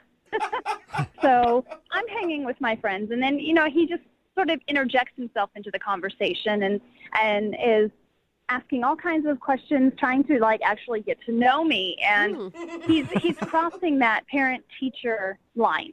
It's becoming a little bit more intimate, and then all of a sudden he's asking if he can buy me a drink, and I say no, I don't want a drink. I don't want to have that kind of a relationship with him. Which means he's not cute enough, right? mean, he's decent looking, but I don't want to date the father of one of my students. Have you ever done that before? No, I have not. Okay. I have a coworker who did, and she's no longer a teacher because of it. So I just distanced myself, you know? Okay. So he was just like giving you the hard press, huh? Wanted to buy you drinks and stuff? Yes, and I clearly said no. That's okay. I've got my own money. I can get my own drinks, and then he ends up ordering shots for all of us. Whoa, okay. Trying to get the teacher hammered. Yeah, I mean, it kind of seems like he was trying to get me drunk. I don't know. I had that feeling, and I just didn't want to. No, I didn't want that. So did you explain your boundaries to him? Well, I was trying. He just was not listening. I wanted to be nice because he is the father of one of my students, and I didn't want to cause a rift. Yeah. But he actually asked if me and him could actually go somewhere private and talk and get away from my friends. And he was like, just come on, let's just sit at the table and just get to know each other. And I was trying to be nice. So I said, okay, we'll sit for a few minutes, but then I have to leave. And I just kind of made a signal to my friends, kind of save me, rescue me. But they were laughing. They were laughing at me. Oh, yeah. They probably thought it was hilarious. I would have done the same thing if I was your friend. Well, I really had no choice. So I sat down and talked with him, and he's asking all kinds of questions. And, yeah. It must be awkward when you go to class and have to teach his son now. Yeah. Yeah, it is very, very awkward. But that's not the end of it. I finally escaped, essentially. I felt like I was having to escape. And then he offered to take me home. And I was like, no, I've got to ride with my friends. And he's like, well, hey, why don't we just buy some shots and then head on over to my place and just, keep the party going. Wow, he was trying to get it in. Just like, no. And so I get out of that. And a couple days later, he starts texting me. Whoa. Here's the creepy part. My cell phone is not public knowledge. I have a school line that they can call, but my cell phone is not public. So wait, did you give him your number? No, I did not. Do you think one of your friends gave him your number, trying to mess with you? I don't know, but he somehow got my number, and he's texting, okay, that was great the other night. Why don't we continue on? Let's go on another date. I've got some ideas, and I'm just like, I can't do that. Are you responding to him? No, I don't know what to say to him. That's exactly why I'm calling you guys, is because I don't know what to do. I mean, there's that fine line, and this is such a freaking awkward position. And, he keeps asking me if we can go on another date. We've never even been on a first date. Oh, my God. So he thinks he obviously thinks that your hangout, when he saw you at the bar and tried to get you drunk and take you home, was a date. Yes. He thought that was a date, and it was not an actual date. He did not ask me out. I did not say yes. I actually was telling him no the whole night, and I don't know why no means yes to him, but that's what he's hearing. And I don't know, he's delusional. And why haven't you just texted him and said stop? Because I just don't want to talk to him. I don't want to engage with him. I just don't want to continue the conversation. I need you guys. So you want us to call him and tell him that you guys never went on a first date to begin with, and no, there will not be a second date or any other dates in the future. Are you guys able to do that? Absolutely. We can do that. We're good at that. We'll play a song, come back, and then call this guy and tell him why you're not calling him back. It's way different than any second date update we've ever done, but we'll do it right after this. Thank you. Moving 92.5. Brooke and Jubal in the mornings. Second date update. I'm actually excited to call this guy for the second date update today. Really? Because I always wonder what goes through dudes' heads when they won't leave a girl alone, when they obviously don't want to go out with them again. Yeah. And I'm wondering what is going through this guy's mind. If you're unaware with what's going on, Steph called us for a second date update. Only problem is it's not a traditional second date update because she never actually went out on a date with the guy that she wants to call. And she was out at a bar one night. Guy came up to her and said, hey, you're my son's teacher. And then started buying her a bunch of drinks and trying to get her drunk, even suggested going back to his place. She said no. And then somehow he got her phone number and has been texting her nonstop to go out on, quote, another date. So he thought that was a date, and now he's trying to get a second date, and she wants us to call him and say, go away. I think what I'd like to do, unless you're against it, I want to do this like we do a traditional second date update. All right, I'm not going to call the guy and tell him to go away right away. I'll be like, you went on a date with Steph, so that we can hear him actually break down the date that he thinks you went on before we tell him to get lost. Can we do that? You know, whatever works. I mean, as long as you can just get the creep to back off. Okay. Wonderful. Thank you. I appreciate it. All right, I'm going to make the call right now.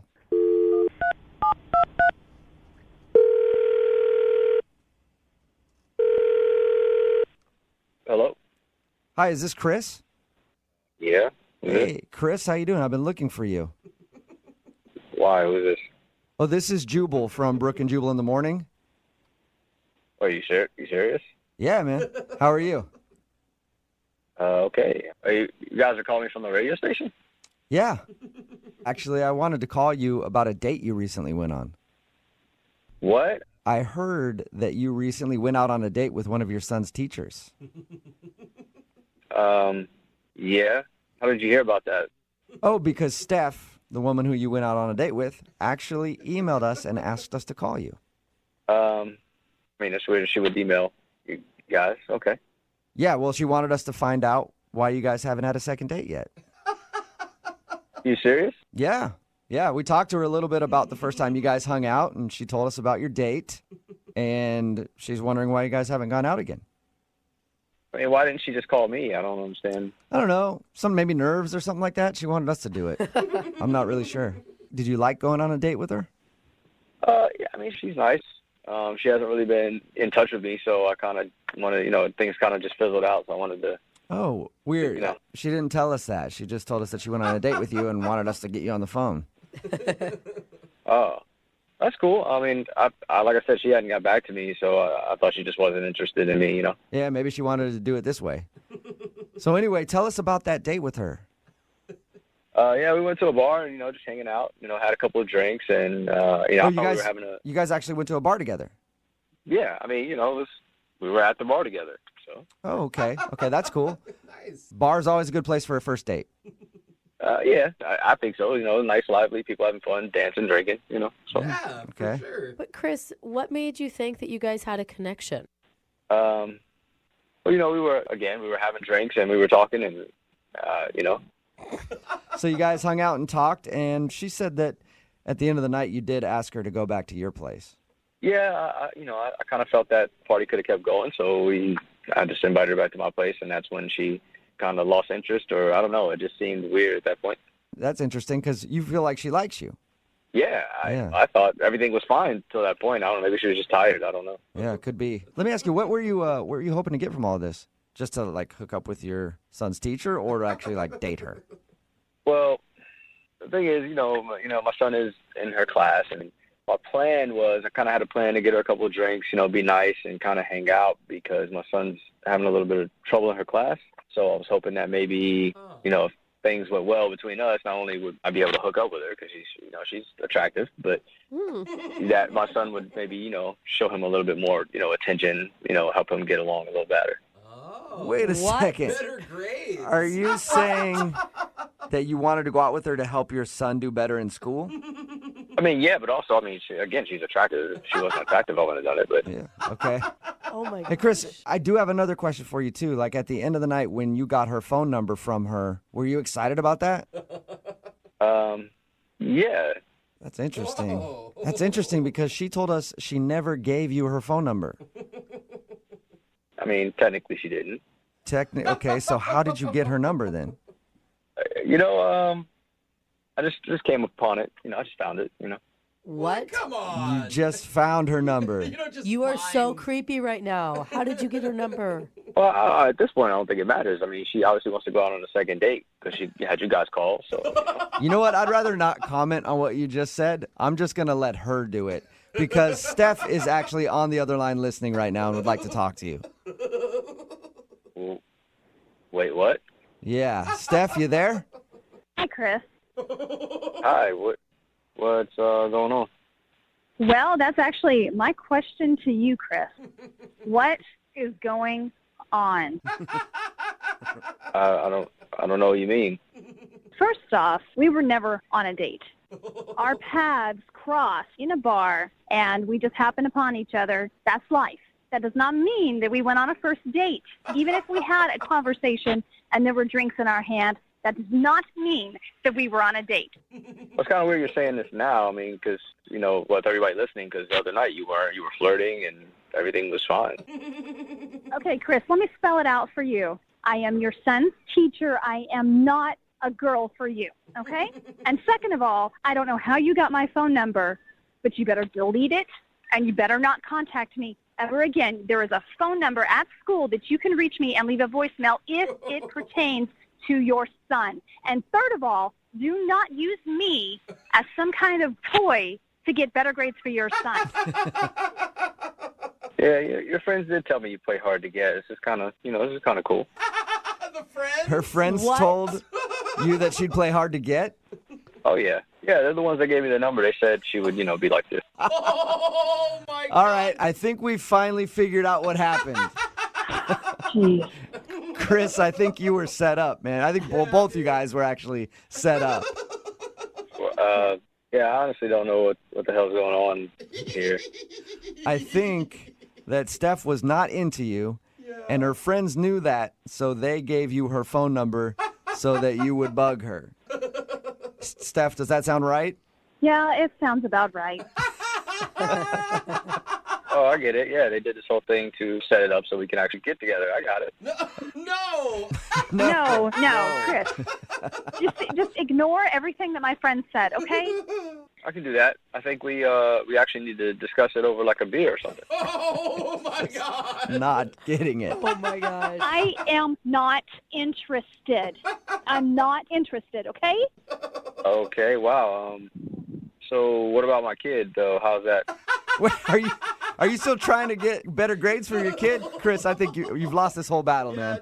All right? Oh, my gosh. Well, I just, I heard she favors other kids. I just want her to favor my kid the same. Excuse me? I don't know where you heard that, but I treat every one of my students with respect and dignity, and I treat them all the same. They just learn differently. That is not called favor. Yeah. That is called being a teacher. But Steph, aren't you glad that you finally have an involved parent, though? Oh, my God. Yeah. Teachers always want that. I guess not in this case. I always have to ask this question on a second date. Maybe I'll ask it a little differently for this one. Chris, would you like to not go out on a date with Steph? We will not pay for it. And Steph, would you like to not go on a date with Chris? We will not pay for it. Yes. Okay, wonderful. I'm going to have to say no to the first question and yeah to the second question, but I'm still not sure what it really means. All right, well, I just think it means that you guys aren't going to go out on a date. So will you stop texting Steph, Chris? I guess I can stop texting her. I don't really understand what happened. I know. Brooke and Jubal in the morning. We've heard a lot of crazy dates for our second date updates. Yeah. People have done a lot of really weird things, but I don't think anybody can top what the dude on the phone for a second date update today did on his first date. Oh, that's saying a Really? lot. Check this out. He went to the movies. Oh. No, Jubal, why do you do that? And Like, then- I always no, think it's going to get I'm not crazy. done yet. I'm not done yet. Okay. There's a twist. Before the movies, dinner. Crazy. Oh, mind Man. blown. Sean, where do you come up with this stuff? I wish I could think of date ideas like that, man. Look, I listened to your show. I've heard some crazy first date ideas, Yes. and they never work, like ever. Yes. So I wanted to do the most normal possible thing that I could think of. Well, then And why'd then you do dinner in a movie? That's so weird. Yeah, no, man, call me crazy. I just decided to go for it that night. You are a wild card, Sean. What's funny about that is you're making fun of crazy date ideas not working, but you did something normal and you're on the phone with us. No, I of course, I know. Of course, that's what happened. Yeah, and I can't do anything normal or have anything go the way it's supposed to go. Of course, I probably should have known that. All right, well, tell us about the girl you want to call today. What's her name? Julia, that's her name. Julia. And how did you meet Julia? We have a mutual friend who had a party at their place one night. Got to talking, got her number, and then I texted her, was like, do you want to go out, grab dinner, see a movie, something? And she was like, yeah, so that's what we did, a week later. You're right, Jubal. This does sound crazy. I know, right? The most normal thing ever. Dude, where'd you find a girl that will see a movie on a first date?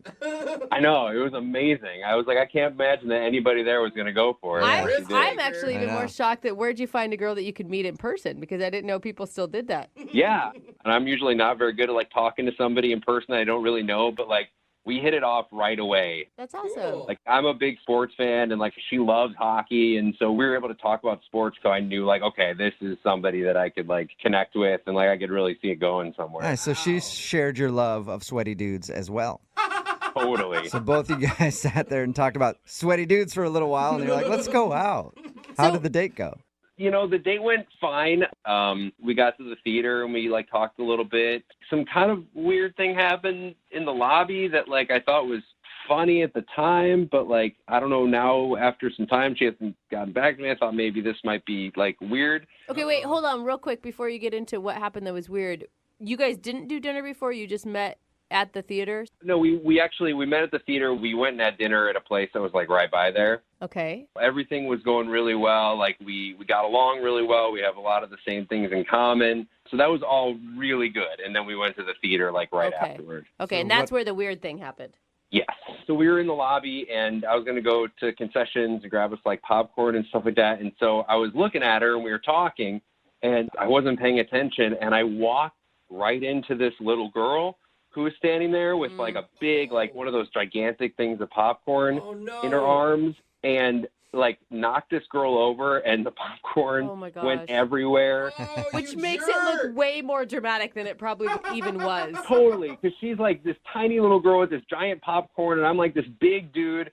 And so like she goes flying to the floor. Oh my and gosh. Popcorn everywhere. And like it took me a second to even figure out like what actually happened. Like I was paying attention to Julia was telling me a story. So I froze and then just like I just like burst out laughing. Like I couldn't like it was horrible. This little girl's like laying there, but like it was so like shocking. But my instant reaction was to laugh, which is horrible. And like I felt really bad afterward. Yeah, maybe if you would have stopped and like helped the kid up instead of just standing there over her and laughing. Honestly, man, I didn't even have like a chance to. Like by the time like I figured out what happened, like her mom came over and she started yelling at me. So like this mom is all in my face and like she's pissed and I was apologizing, but like I still couldn't kind of stop laughing. Was the little girl crying as well? Oh yeah, no, she fell and like instantly started crying. Like it was horrible. Wait, did you ever get to apologize to her mom and to the kid? Yes,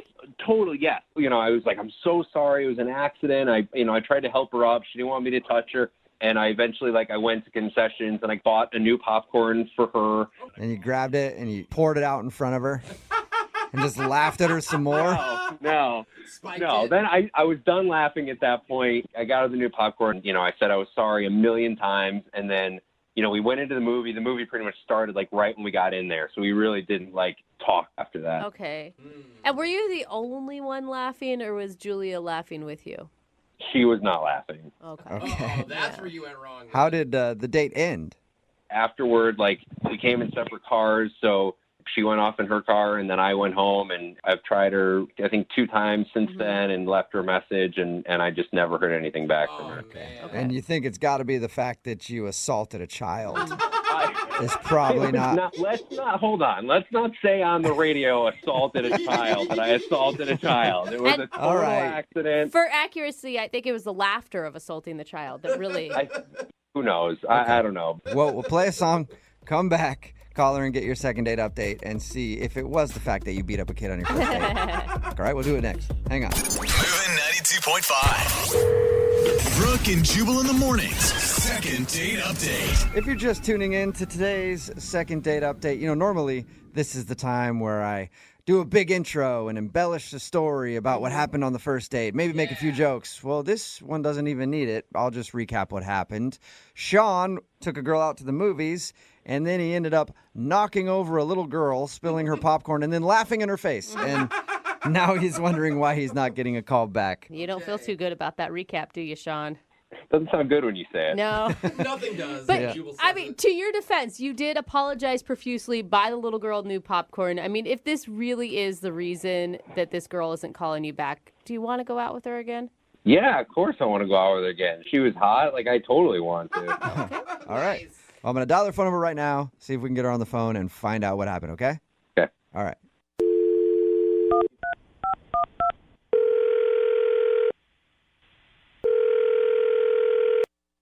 Hello? Hi, can I speak to Julia, please? This is Julia. Hey, what's up, Julia? How are you? This is Jubal from Brooke and Jubal in the Morning. I'm sorry, what? Who? Jubal from Brooke and Jubal in the Morning. It's a radio show. Okay. Yeah. How's it going? Hi. Any idea why a radio show would be calling you? Not really. What do you think of the Bahamas? Wait, like a trip to the Bahamas? No, I was just asking your opinion on the Bahamas. It's just a I'm poll calling we you were because taking. you actually went out on a date with one of our listeners and they emailed us to get a hold of you. Wait, but what about the Bahamas again? Oh, I was thinking of booking a vacation coming up. I was just asking your opinion if you'd ever been. But let's get to that later. We do a segment on our show called the Second Date Update. That's where if you go out on a date with somebody and then end up not calling them back after, they email us to see if we can get you on the phone and find out what happened. And you recently went out with a dude named Sean. Oh, yeah, Sean. Yeah. And Sean emailed us because he says he took you out to dinner and a movie and he thought everything was great, but now you're not returning any of his phone calls or text messages. Yeah. I mean, did he like tell you guys what happened on the date, or like it was like kind of embarrassing? Do you mean when he punched the kid? He didn't punch the kid. When he knocked the little girl over and the popcorn went everywhere. He told us that part. Yeah, that was pretty bad. Everyone was staring. We were sort of the center of attention in the lobby. Oh no. He also said that his first reaction was to laugh, so it looked like he was laughing at this little girl. Yeah, he like was laughing hysterically. He like, couldn't get it together. And the mom was like angry and screaming at him. Whoa. It was not good. Did you think he was a bad person for laughing? Like, not a bad person. That's a bit extreme, but it definitely was not the right reaction. He's like laughing in the face of this crying 6-year-old, and I'm looking at him like, are you serious? Stop. Yeah, I can see how that would be a little unsettling. Yeah, so I kind of put a damper on the whole thing because we were having like a really good conversation right before that happened. So. Yeah, I can see that. So is that it then? Is that why you don't want to call him back? No, that's like not all that happened. Did he like talk to you at all about like once we went into the movie? There's something worse than him laughing at an injured 6-year-old? To me, yeah. What? Yeah, what's worse than that? Like an old lady? Well, no. He's just throwing elbows at everybody in the theater? Like, what's he doing? No, he didn't do anything to anybody else. But he did something that, for me, I thought was way more inappropriate. When we like got into the movie theater, the movie started, like lights were down, everyone was quiet because they were watching the movie, and he like kept talking about what happened with the little girl, like he wouldn't let it go. Oh, he was talking to you? Yeah, he was like leaning over to me during the movie being like, her mom should have been watching her. Why was she like even in my way? And like blaming the little girl for it. What? No. So what I wouldn't have had to knee her in the forehead if she wasn't like standing in front of my knee. Yeah, no, really though. He was completely blaming her and then was saying that I was distracting him with like a story I was telling right before.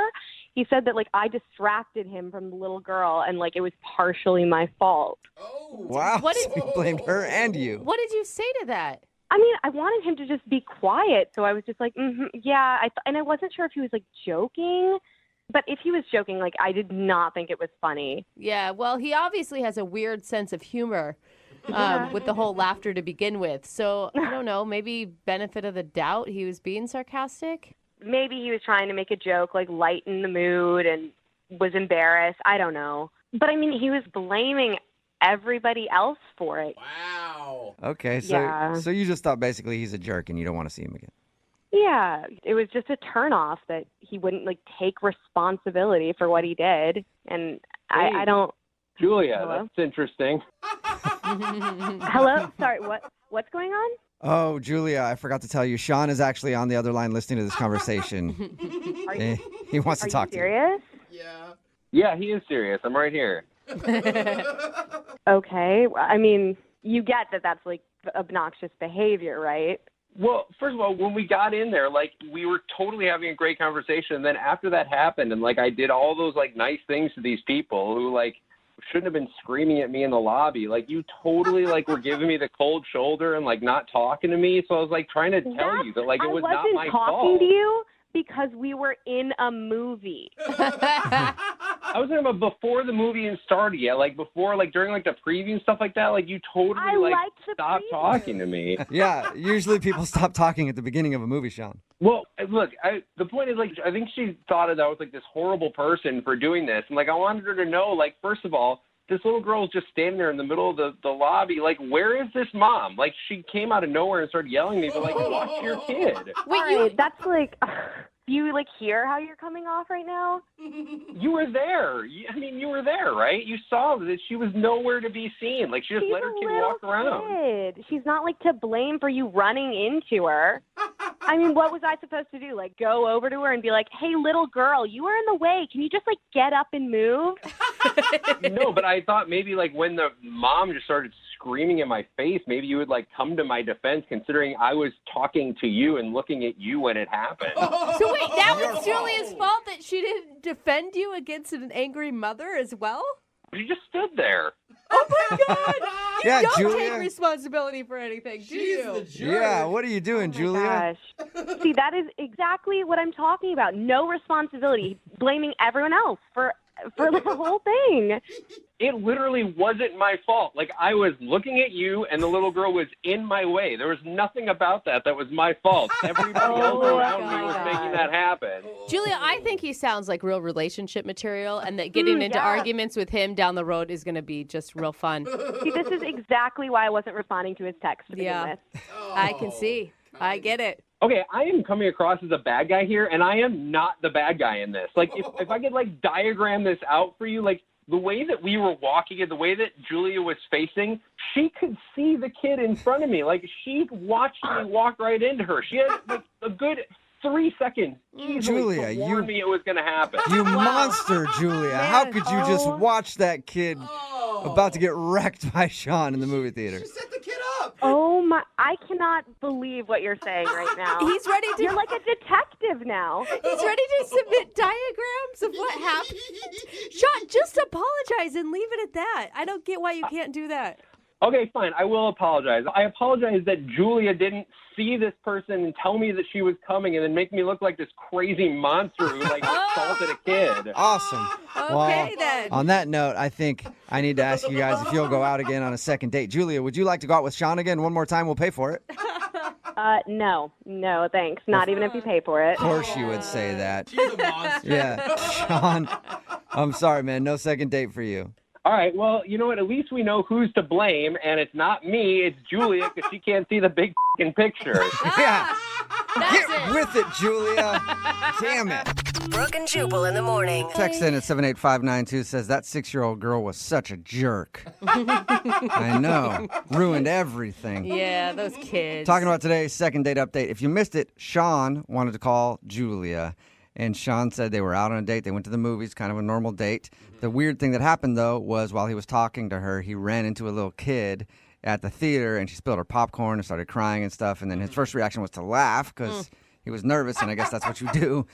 And he thought that might have made the date go bad. And it kind of did. That wasn't the main part, though. After that, he started blaming the kid for it, for being in his way, and saying that the mom should have been paying attention to the kid, and just kind of blaming everything on everevery else. Well, he even got to a point in the second date update where he blamed Julia, his date, for not warning him that the kid was in the line of walking. Yeah.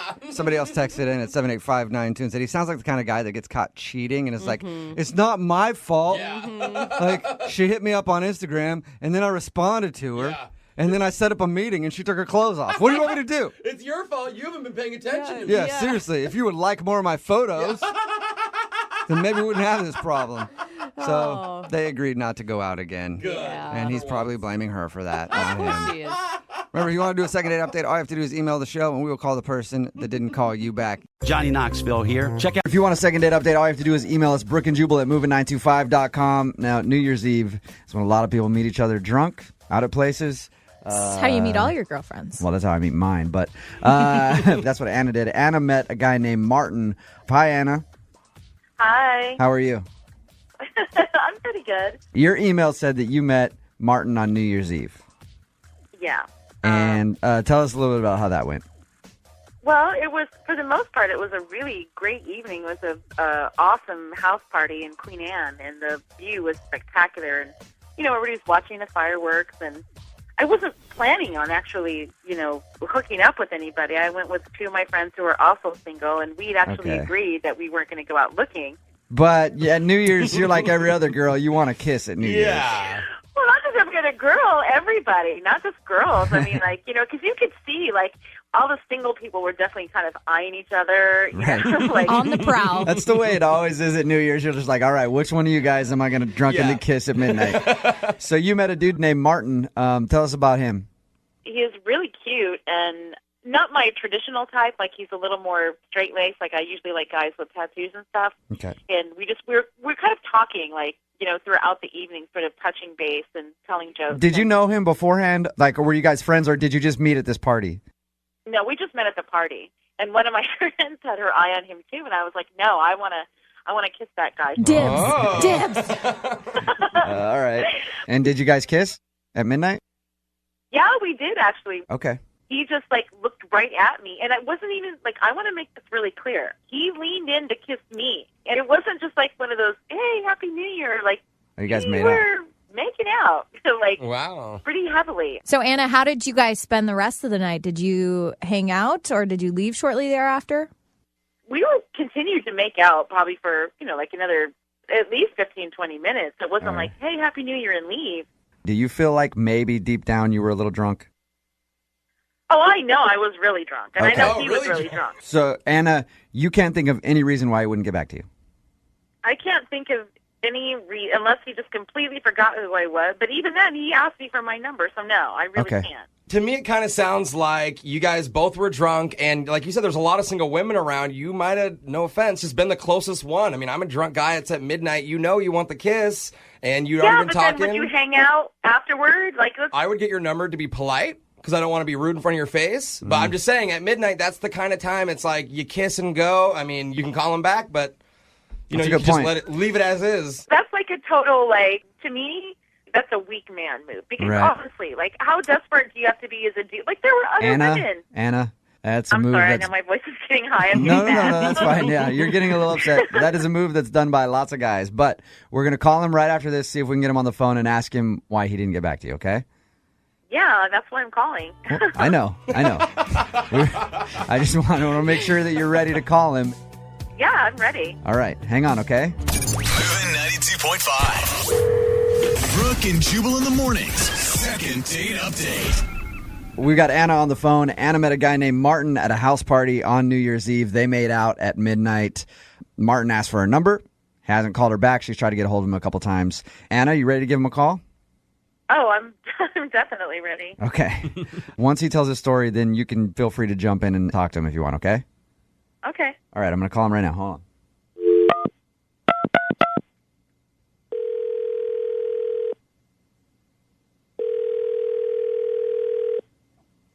Hello? I was looking for Martin. Oh, yeah, this is Martin. Can I help you? Yeah, what's up, man? How are you? This is Jubal from Brooke and Jubal in the morning. I'm moving 92.5. How you doing? Okay. I'm good. I'm calling because I want to talk to you about a mutual friend we have, if you've got a few minutes. Oh, okay. It's a friend of mine named Anna. I know a few Annas. All right. You may or may not remember this one because you met her on New Year's Eve at a party. Yeah. Okay. Do you remember New Year's? Most of it, yeah. All right. You remember making out with a girl named Anna at midnight on New Year's? Yeah, that rings a bell. Okay. Calling because I know that Anna has tried to contact you, try to call you and text you, and you haven't returned any of that. So I'm just wondering if you could tell us why. Oh, I don't know, man. I'm on the radio right now, right? Yes, sir. You are. Yeah. I'm I'm just curious because she said that when you guys met on New Year's, you had a fun conversation, you made out, and then you asked for her number. She just thinks it's weird that you would ask for her number and then not return her phone calls. I can see why she might think that was weird, but that's not really the whole story. Okay. Oh, man. Here's look at it this way, dude, okay? Anna emailed us to ask about you.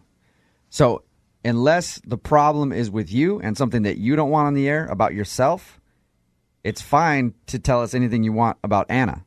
And because she's the one that asked for it.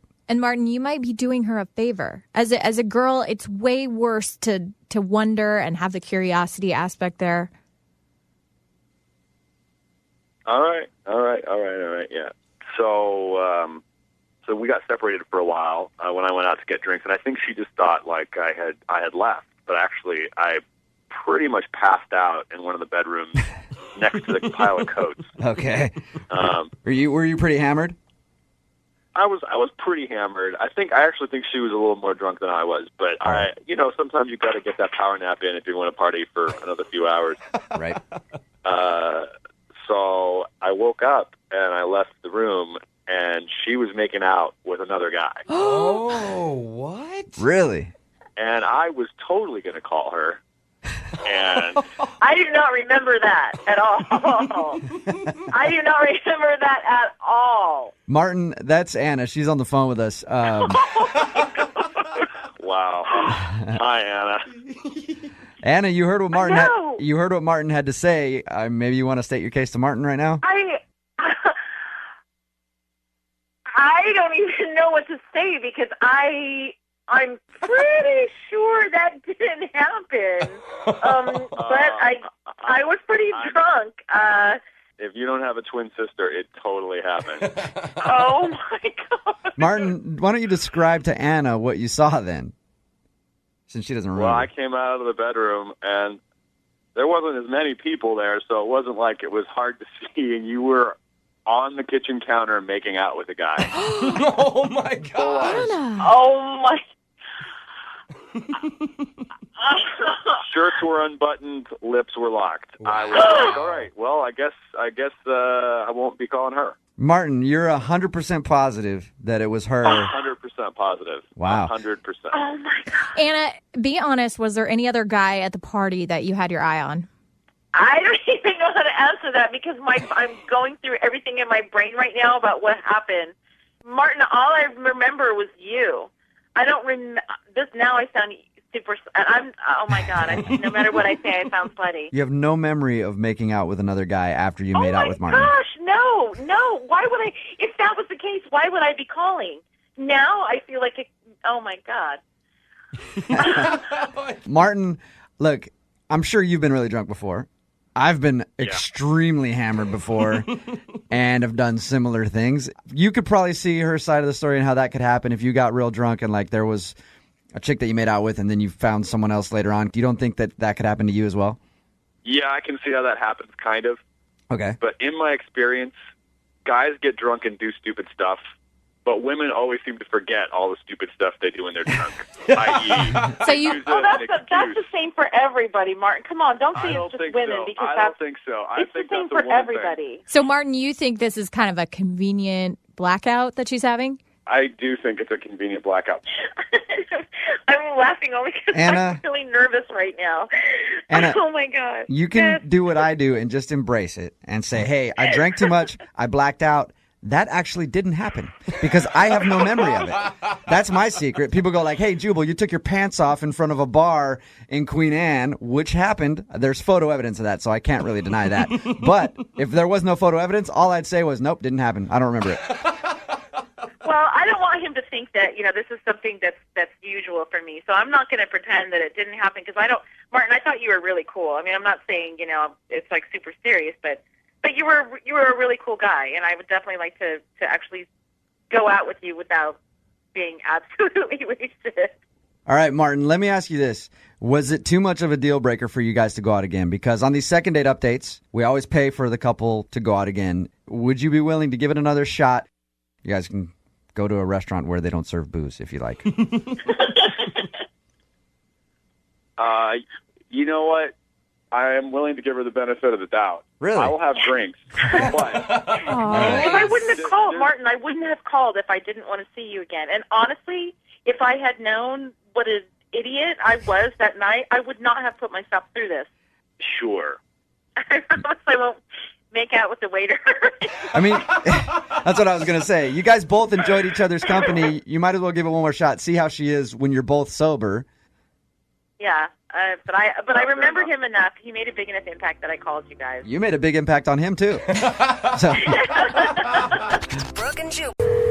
Brooke and Jubal's second date update. I always love it when I receive emails or even text messages in all caps. The email that we got about today's second date update was primarily in all caps and exclamation points everywhere. Was it not from Kanye West? No, it wasn't. It was from Anthony. Anthony, what's up, man? How are you? Hey, how you guys doing? Good. I expected him to be like, hey, what's up? How are you? From the way that your email was written. Oh, my gosh. You were a very excitable guy, Anthony. Oh, yeah, I just think I blew it with this girl. You sound like you're about to cry right now. Are you all right? I'm sorry. I'm a little bit upset. I'm sorry. Okay. You live hard, Anthony. I feel like you don't do anything halfway. You're happy, you're sad, you're excitable. Who is this girl, Anthony? Her name is Trisha. She was a friend of a friend hooked, set us up on a date. It's been a long time since I've gone out on a date because I was in a relationship. Anthony, are you crying? I'm trying to get it together. I'm sorry. Are you really crying? And that's okay if he is, Jubal. Okay. I'm just saying. Hey, he really likes this girl. I like men who are comfortable crying. Yeah, but you went. Okay, tell us about the girl, You're Anthony. right. She's just real sweet. She's got really beautiful hair. It smells great, and she's got a funny laugh. And she just seemed like a really nice person. Okay. What'd you do on your date, Anthony? I was afraid of doing anything too romantic and too forward, so I took her down to the pier in Seattle, and we got ice cream and,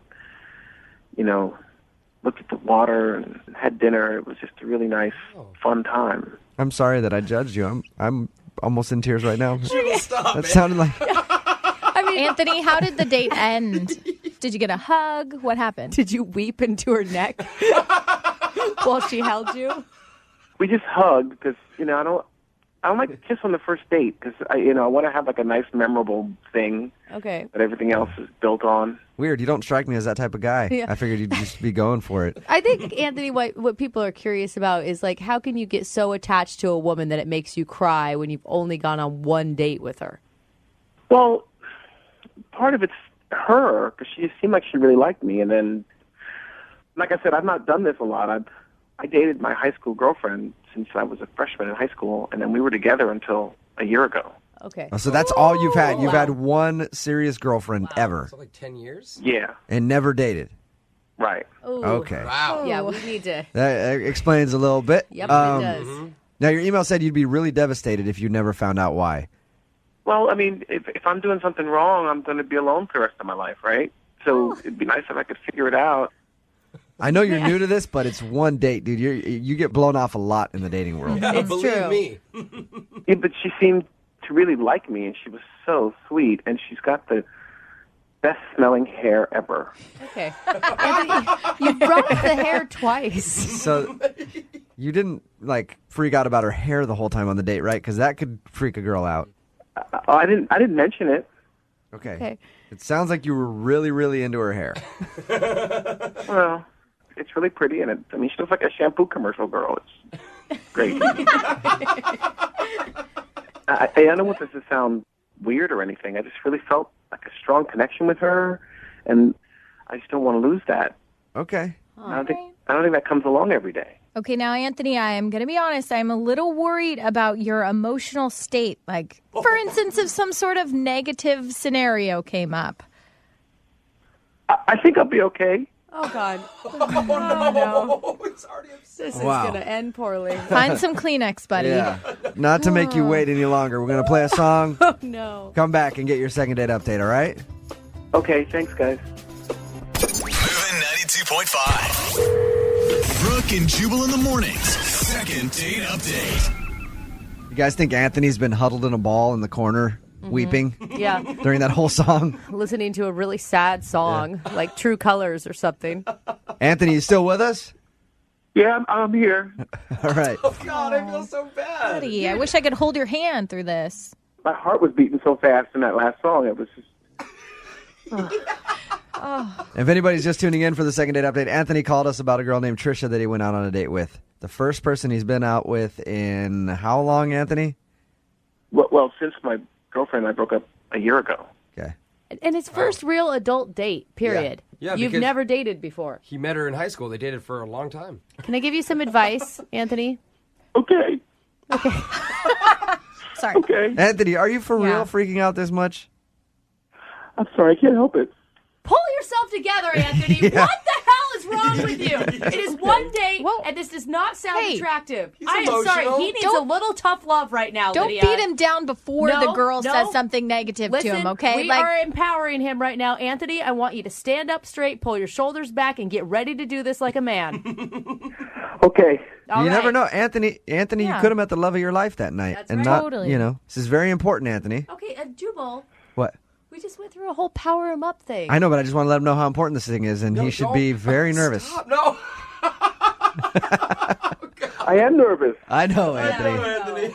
I know. You're an emotional dude. I get it. But put your phone on mute if you start to, hyperventilate or cry. Okay, I can do that. All right. Okay. We got this, Anthony. Anthony, you still there? I'm here. All right, I just want to make sure you didn't pass out.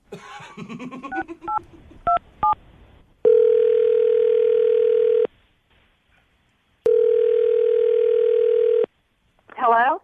Hi, I was looking for Trisha. This is she. Hey, Trisha, how are you? This is Jubal from Brooke and Jubal in the Morning. I'm moving 92.5. Hi. How's it going? Good. You recently went out with a friend of mine. I did? Yeah. His name is Anthony. You remember going out with a guy named Anthony? I do. How is he? Wait. Okay, you're on the radio and he's your friend. I'm on the radio, so I have lots of friends. Oh, God. Yeah, and Anthony happens to be one of them. Okay. And he said that he really enjoyed the date with you and thought that you guys were going to go out again, but you haven't called him back or responded to any of his messages or voicemails or any of that. So I wanted to call you and ask if he did something wrong on the date. That's just weird that he's having you call for him, but he did have a really great time on the date. That's true. He did?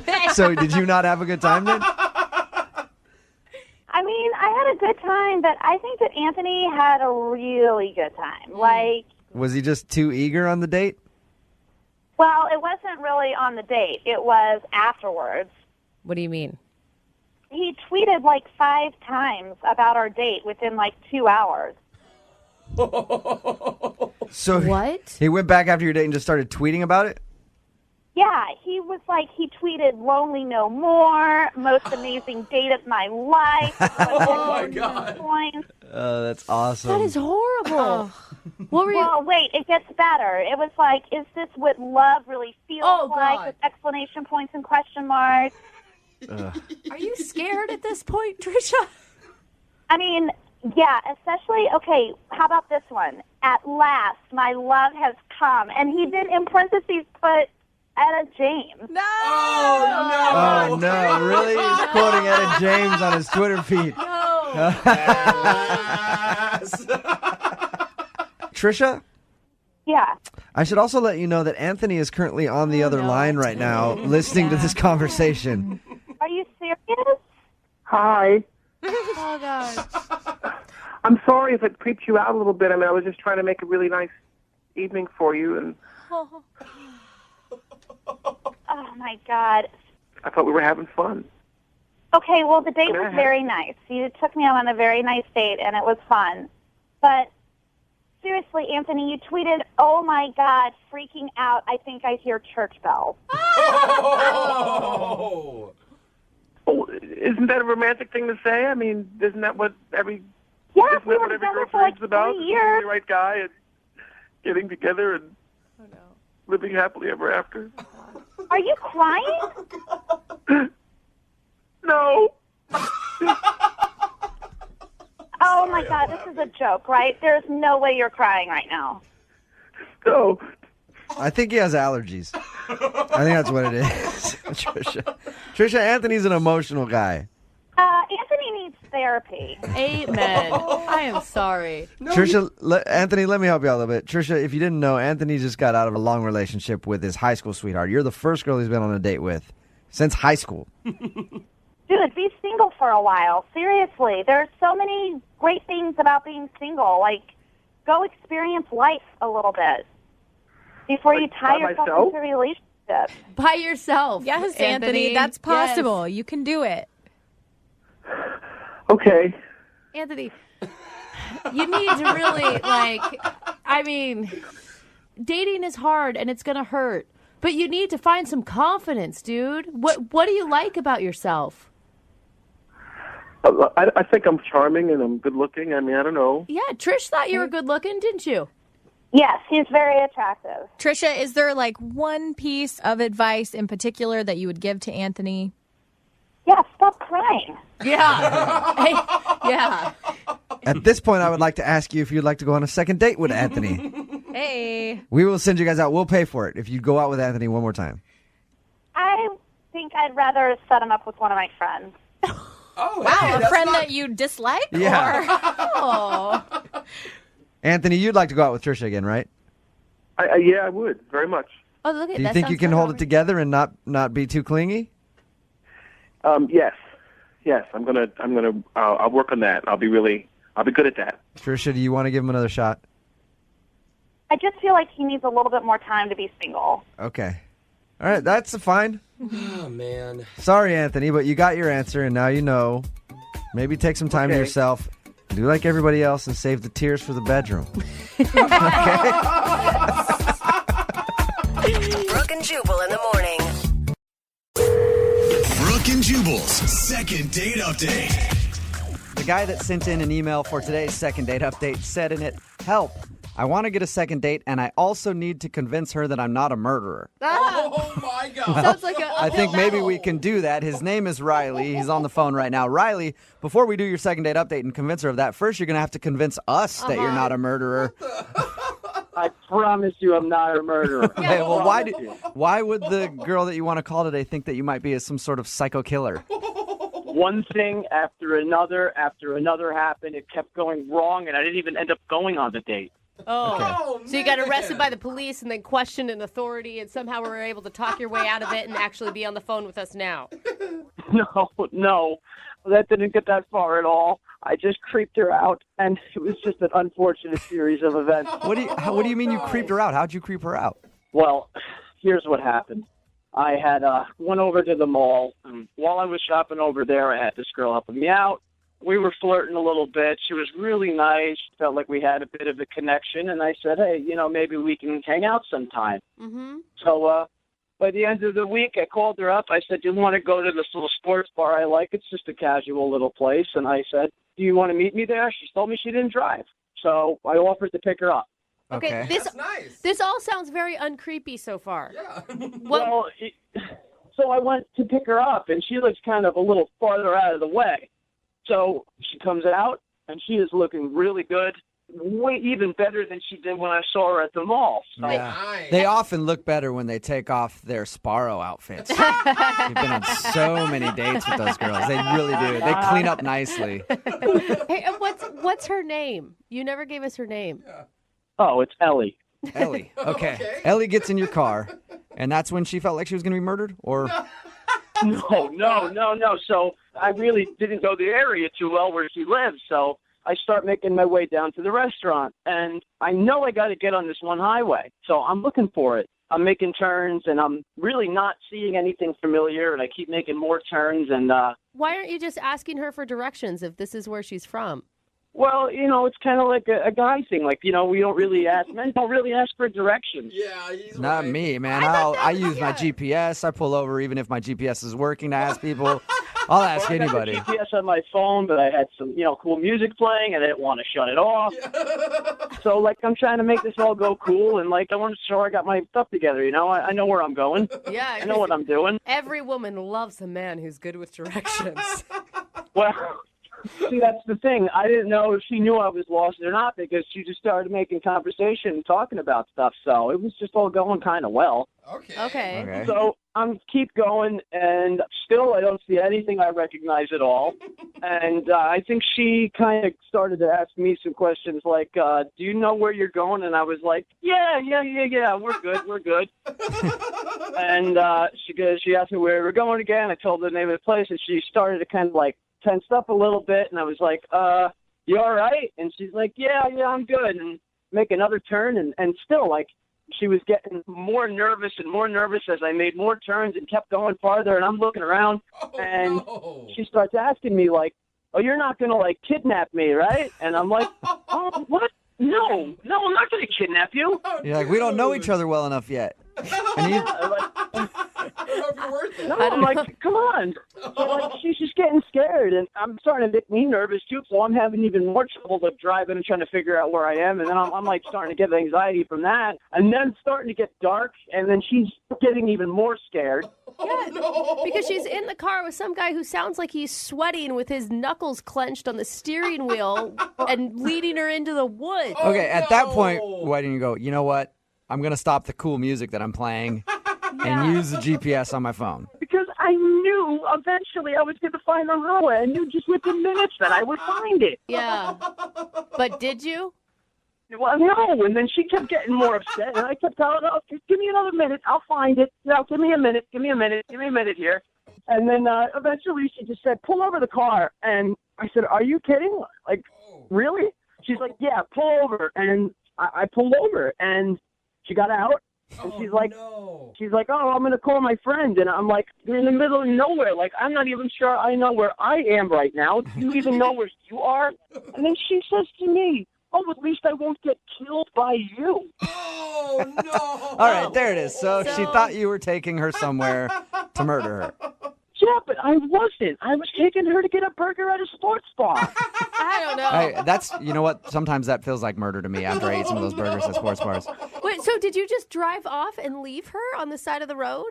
Well, she said she's going to call her friends. So I said, well, I'll wait with you. I just want you to be safe. And she says, no, I don't want you anywhere near me. Oh. So I just waited on the other side of the road for her. Oh, my God. You freaked her out. That sounds creepier than just leaving her. Like, so you went across the street and just stared at her the whole time. Well, I just didn't want anything to happen to her. I don't know. Yeah. Okay, do you feel like an idiot? Why didn't you just say, I am so sorry, I got lost, I didn't want to admit it to you? Looking back, yeah, that is absolutely what I should have done. But and the funny thing is I ended up finding the highway a few minutes after that. Of course. It's the way it always works. All right. And have you tried to call her since, or have you just kind of left her alone because she thinks you're a murderer? I've tried to call her, but she doesn't answer any of my calls. And then actually I called her a few days ago, and she told me, oh, please leave me alone. Oh, no. All right. Okay. So we're going to call her now again.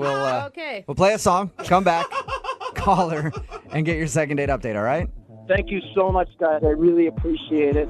Yeah, hang on. Moving 92.5. Brooke and Jubal in the mornings. Second date update. If you're just tuning in for the second date update, Riley is on the phone with us. Oh, my gosh. And Riley has a thirst that can't be quenched. You're really helping us. That's right. And that thirst is a girl named Ellie. Stop hitting the scream button. A girl that Riley took out on a date and hasn't been heard from since. Riley, are you ready to do your second date update? Yes. Oh, no. If you're just tuning in and you don't know why I'm introing the second date update like that, it's because Riley went out on a date with a girl named Ellie, and he creeped her out so bad that she demanded he pull over the car, and she got out of the car and called a friend to come pick her up. And it happened that way because Riley didn't want to ask for directions or use his GPS. They wound up driving around forever and then drove like off into these secluded streets, and she started getting scared and saying that she was nervous that Riley might be a murderer. So she asked him to pull over, got out of the car, and that's the last that he's heard from her. Riley, why do you think you could come back from this? I feel like a little creepy you can come back from, a little aggressive maybe. Yeah. But fearing your life is something that I could never say, oh, maybe I'll give him a second chance. I should have just let my pride down a little bit and used my GPS, or at least ask for directions or ask her or something. Yeah, because then you wouldn't be labeled as a murderer. And now, unfortunately, Riley, you have to live with that forever. I just really, really want a chance to apologize and explain myself and hopefully ask for a second date. All right, well, I'll dial her phone number, see if we can make that happen right now, okay? All right. I'm sorry. I'm not even hitting a button. It just happens every time you talk, Riley. Would you mind when you talk to her, please don't hit the scream sound effect? I can't really make that promise, Riley, but I'll try, okay? It's a lot to ask. Okay. Here we go.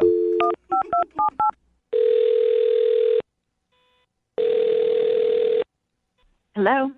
Hi, I was looking for Ellie. This is she. Hey, Ellie, how are you? This is Jubal from Brooke and Jubal in the Morning. Hi. Hi. How you doing? Good. What's this about? Well, I'm calling you because we actually got an email about you from one of our listeners. What kind of email? It was an email about a date that you went on recently. What? Yeah. We do a segment on our show called the Second Date Update. So you recently went out with a guy named Riley. Oh, yeah. Yeah. She's like, and I guarantee you remember this date because Riley told us about it, and he said that you accused him of being a murderer. Yeah, I did. Unless that happens on a lot of your dates, does it? Or was it just this one time? Oh, no. This is unique. I don't blame you. After we talked to him, I'm like, I would have felt the exact same way you did. So you talked to him? Yeah, we did. We talked to him about your date. He told us how you guys met at the mall, planned a date, and after he picked you up, you guys drove around for a little while, and then you accused him of being a murderer and asked to get out of the car and then called your friend to pick you up.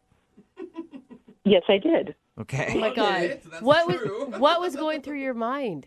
You know, I'm in this guy's car, and we're driving around, and lots of strange back roads, and he was going and going and going, and I didn't know what he was doing. I mean, I would ask him questions about if he knew where he was going, if he was lost, and he just sort of kind of, in a very creepy way, mumbled answers to me. I don't know. It was very strange. Whoa. And so that's when I decided I needed to get out of this car, and I told him to pull over right away. Yeah. He told us all that. He did also tell us that the reason he was driving around like that was because he was lost. And he didn't want to ask for directions or use his GPS because he wanted to prove to you that a man knows where he's going. Really? It doesn't sound like you believe that. I don't know. I mean, who in this day and age doesn't use GPS? That's what I said. Yeah. That's what I said. But he said he told us he was playing some cool music on his phone and didn't want to interrupt it with his GPS. Well, he was playing cool music, but like you would think, like that's a little creepy to sort of kind of keep driving and not answer me. Like, are you lost? Outside of you thinking he was a murderer and driving around forever, like, did you have any good conversation in between your life flashing before your eyes? When I met him at the mall, you know, he seemed very cool and charming and everything. And then Yeah, they always are. Yeah, right? They always are. Yeah, but, you know, then he picks me up and it was like totally different, you know? It was just sort of kind of creepy and I don't know. It's a totally different creature. I don't know. So would it have been different if he'd have said, hey, I'm sorry, I'm really lost right now. I do not intend on murdering you? In all honesty, it might have been a little bit my fault, too. You know, I overreacted. Okay. You think that you overreacted? I don't know if you're overreacting. I mean... So I've been binge watching on Netflix lately. Binge watching Netflix. What does that have to do with you thinking that he's a murderer? Well, there's a show called Forensic Files that I've been addicted to. Oh, I love that show. Yeah. Okay, but you know what? After watching Forensic Files, you think everybody's out to kill you. Well, like I think it just really got in my head, but I don't know. I do not watch anything like that. Ever since I was a single girl living by myself, I can't watch CSI shows. I can't watch any of them. So yeah, I think that's probably why it was sort of my fault. I've been watching the show even up until like he picked me up for the date. Oh, yeah. That should be a lesson. Don't watch Forensic Files right before some dude picks you up for a date. Oh, man, of course you were scared. Yeah. I haven't seen that show, but I'm guessing it's all about murdering people. Yes. And how they And find bodies and stuff. yeah, and it there's is. probably a lot of gruesome reenactments. Okay, you guys need to stop talking about it because now it's getting back in my head again. So, sort of a miscommunication then. He didn't tell you that he was lost, and you automatically thought that he might be a murderer. Yeah, that's basically it. You know who would be really interested to hear this? Riley, because he's actually on the other line listening right now. Are you kidding me? No, I'm not. Riley, you there? I'm here. Oh, man. Wow, I didn't realize you were on the line. That makes me seem even creepier now, doesn't it? That is a good point, Riley. Listen, Ellie, I'm so sorry. I really didn't mean to come off that way to you. I just was so nervous. The whole thing was just so ridiculous. It kept getting worse and worse and worse, and now I just feel like a total idiot. I'm so sorry. Well, I'm sorry, too. I know I overreacted. I just, you got to understand it was creepy. Like, I'm asking you if you're lost and stuff, and you just sort of kind of grumbled like a serial killer. So I didn't know what to think. I realize this now, and listen, if I made you feel uncomfortable, I'm really, really, really sorry. I feel really bad, and I'm sorry to be a creep at the end when I dropped you off. I just really didn't want to leave you alone. I didn't want you to get hurt. I just wanted you to be safe, I just feel terrible.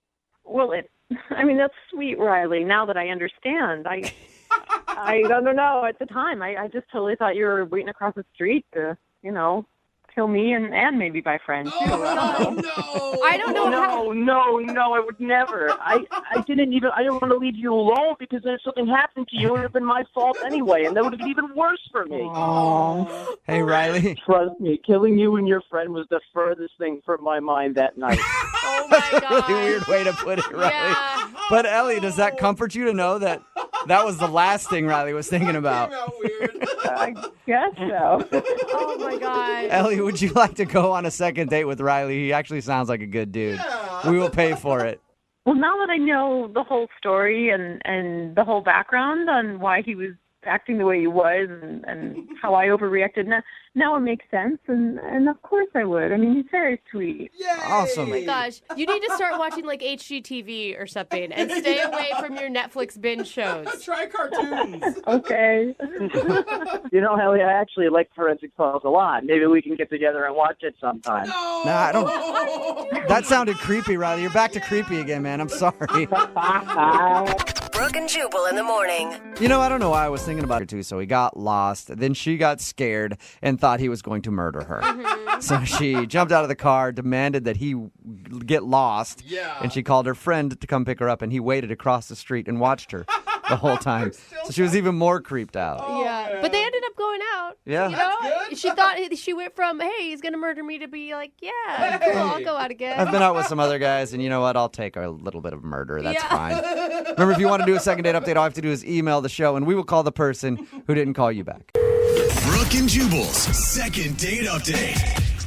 Today's second date update, James is on the phone, and apparently he thought his date was going to be a super ugly weirdo. Whoa. But he still went on the date anyway, and now he's not getting a call back. What a risk. Yeah, it's a big risk. James, why'd you decide to take such a risk? I don't know. I was just kind of curious. I mean, her photos looked amazing, and I'm thinking there's no way that she's real. I'm being catfished, I thought from the photos you thought she was a super ugly weirdo. Yeah, she's uggo. I'm gonna go. I'm gonna try this out. But maybe good looking wasn't working out for you. Sometimes you have to go a different route. Sure. No, but seriously, I really thought I was being catfished. Like, I showed the photos to all my friends, and they were convinced as well, Yeah. They're like, there's no way you can get somebody on that level. It's got to be a super ugly weirdo you're about to go out with. Sad. No, exactly. It was way out of my league, but I'm like, on the off chance she's real, like, I have to go. I owe it to myself. What were you feeling pulling up to this date? I mean, I assume you guys met somewhere. Well, we chose to meet at a public place. I just wanted to make sure I was safe because, like I said, I really, in the back of my mind, thought I was being catfished. Hey, and, it's smart. That's smart. I don't want to be kidnapped or something. I have no idea. But, so we picked a coffee shop. And when I get to the coffee shop, it really was her. Like, I just could not believe it. Oh my! Yeah. Did you almost want to leave? Like, wait, hold on. This wasn't what I actually was expecting. No, I know. Nothing like, things never work out like this. So I was excited. And I told her right away. I was like, I thought, I was being catfished. So I can't believe that, you're real. And then she took off a mask and she's like, nope, I'm a super ugly weirdo. Gotcha. Yeah, exactly. She ripped it right off. And then. What was her response when you told her you thought you were being catfished? She laughed. Her photos are a little too good, and I guess she probably, I don't know if she gets that often. It's probably a compliment. Yeah. No, but yeah, so I told her, when I told her that, she actually told me she was flattered by that. So that was cool. I mean, if somebody was like, man, your pictures are too good online. There's no way you could look like that in real life. I'd be like, well, one, I'd be like, that's true. I don't. You get that a lot. But I would, if I did look like that in real life, I'd be like, yeah, thanks. I appreciate that. I'm that good looking. What's her name, by the way? Anna. Anna. All right. And how was coffee with Anna? It was nice. She was laughing at my jokes, so that was cool. Nice. And things were going well. And finally, we finished coffee, and it was that time to do something else. And I suggested that we explore the city and just walk around and kind of hang out. And she agreed? Yes, she agreed. And so we're walking around, and we find this antique store that looks very intriguing. Okay. So we go in there, and they have like your typical kind of new age books and lots of antiques and stuff, but they have this like big gem collection. So quick backstory, my grandmother's really into gems and crystals and stuff and kind of raised me on them. So I know, a decent amount about it. So we're looking at the gems, and I'm explaining to her different ones and what I know about it. And she's just amazed that I know this, and we're looking at all of them. I decide I'm going to buy her a gem. This is going to be, my big move. Okay, bought her a diamond ring and proposed to her. And I proposed right there. Okay. No, I bought her this rose quartz, and it's a gem for love, right? That's like the rose quartz. So that's kind of nice. I know, right? I was like, all right, this will be great. And she was very flattered. She loved it. And I don't know, from there, it was just kind of, she had, other things to do. It was kind of the end of the date, I guess. And, it ended with a hug. Like, I didn't know if I should kiss her, but I didn't. And was it naturally the end of the date, or did it feel like after you bought the rose quartz, she was like, all right, gotta go? I know it sounds like that, but it wasn't that. It was just kind of a natural ending to our date. Okay. Good. But I haven't heard back from her, honestly, since that hug. And I kind of keep going over to my mind, like, should I have kissed her, or, should I have just made a date right then and there for, like, a second date? My friends told me play it cool and wait a few days, but I don't know. Like, the more I think of it, my friends are just kind of idiots, and they're all single also. Yeah, exactly. Take advice from them. You don't think maybe, like, you gave her a gem for love and the L word might have scared her away too soon? Maybe, but I just feel like, it's not like I just dropped down on one knee and proposed. That's actually the name of the gem. It's a gem for love. So you didn't give it to her and was like, I love you, and that's why I'm giving this love gem to you. Exactly. Okay. I don't know though. I'm kind of with. It feels like a lot to me. Like, wasn't there like a gem for happiness you could have picked, or a gem for like gratitude, or some other lovely feeling? A gem for let's have a second date. Yeah, exactly. I don't know if there's a second date gem, but we'll. A gem to text me back. That would have been nice. All right, we'll play a song, and then come back and call her and get your second date update. Okay? Yeah, any help you can give me would be great. Okay, we'll call her right after this. Hang on. Moving 92.5. Brooke and Jubal in the mornings. Second date update. Today's second date update makes you realize how distrusting people are when it comes to dating, especially online. As soon as you see a picture of somebody who you think is hot and normal, instantly you're like, nope, that's way too good to be true. It's some creepy dude in his mom's basement who's trying to steal my money or other things from me.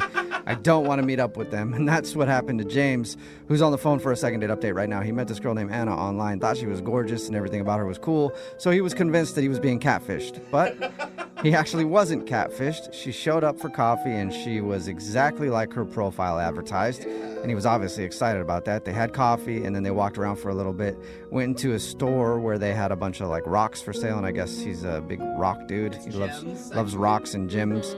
And he even bought her a rose quartz rock to signify love or whatever. Oh, wow, I think you're it's. really I think into that's this. how they describe Yep. it. This is for love or whatever. God, you're so romantic. And they had a hug, ended the date, and he hasn't heard from her, and he's not sure why. The one thing I didn't ask you, James, you were, shocked that she looked like her pictures. You looked like your pictures too, right?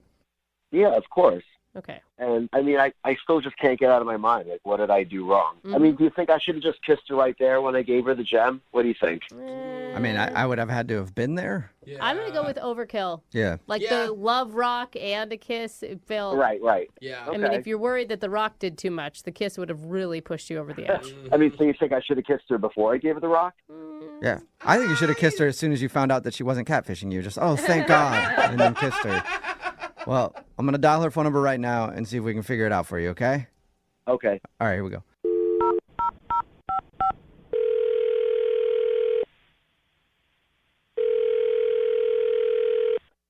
Hello? Hi, may I speak to Anna, please? This is Anna. Hey, Anna, how are you? This is Jubal from Brooke and Jubal in the morning. Hello? What's your name? Huh? What? I don't know what's going on here. I don't either anymore. Anna, my name is Jubal from a radio show called Brooke and Jubal in the morning. Your name's Jubal? Yeah. Have we met? No, not until now. Nice to meet you. Okay. Why are you calling me? Well, I'm calling you because we do a segment on our show called the Second Date Update. Have you ever heard of anything like that? I think I've heard of it, but I've never listened to it. Okay.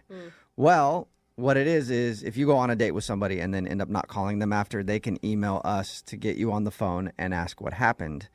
And we got an email about you from a guy who listens to our show. His name is James. Okay. Okay. And James told us that you guys went on a date and he really enjoyed going out with you, but now you're not returning any of his phone calls or text messages. Yeah. I'm not trying to see him again. I think you've made that point clear. And that's really not why we're just trying to figure out why he is confused. He wants to know if he did something wrong. Do I have to give you a reason? I mean, there's nothing I can take from you if you don't, but we would like it. He would like a reason. I guess I can tell you that James's dating profile is, it seems really sneaky. Sneaky? Sneaky and very misleading. What did it say in his dating profile? We've never seen it. I'm being really honest. I feel like I was catfished.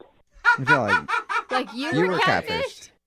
That I was catfished, and he even brought it up on the date that he was afraid that he was going to be catfished because I seemed too beautiful in my photos.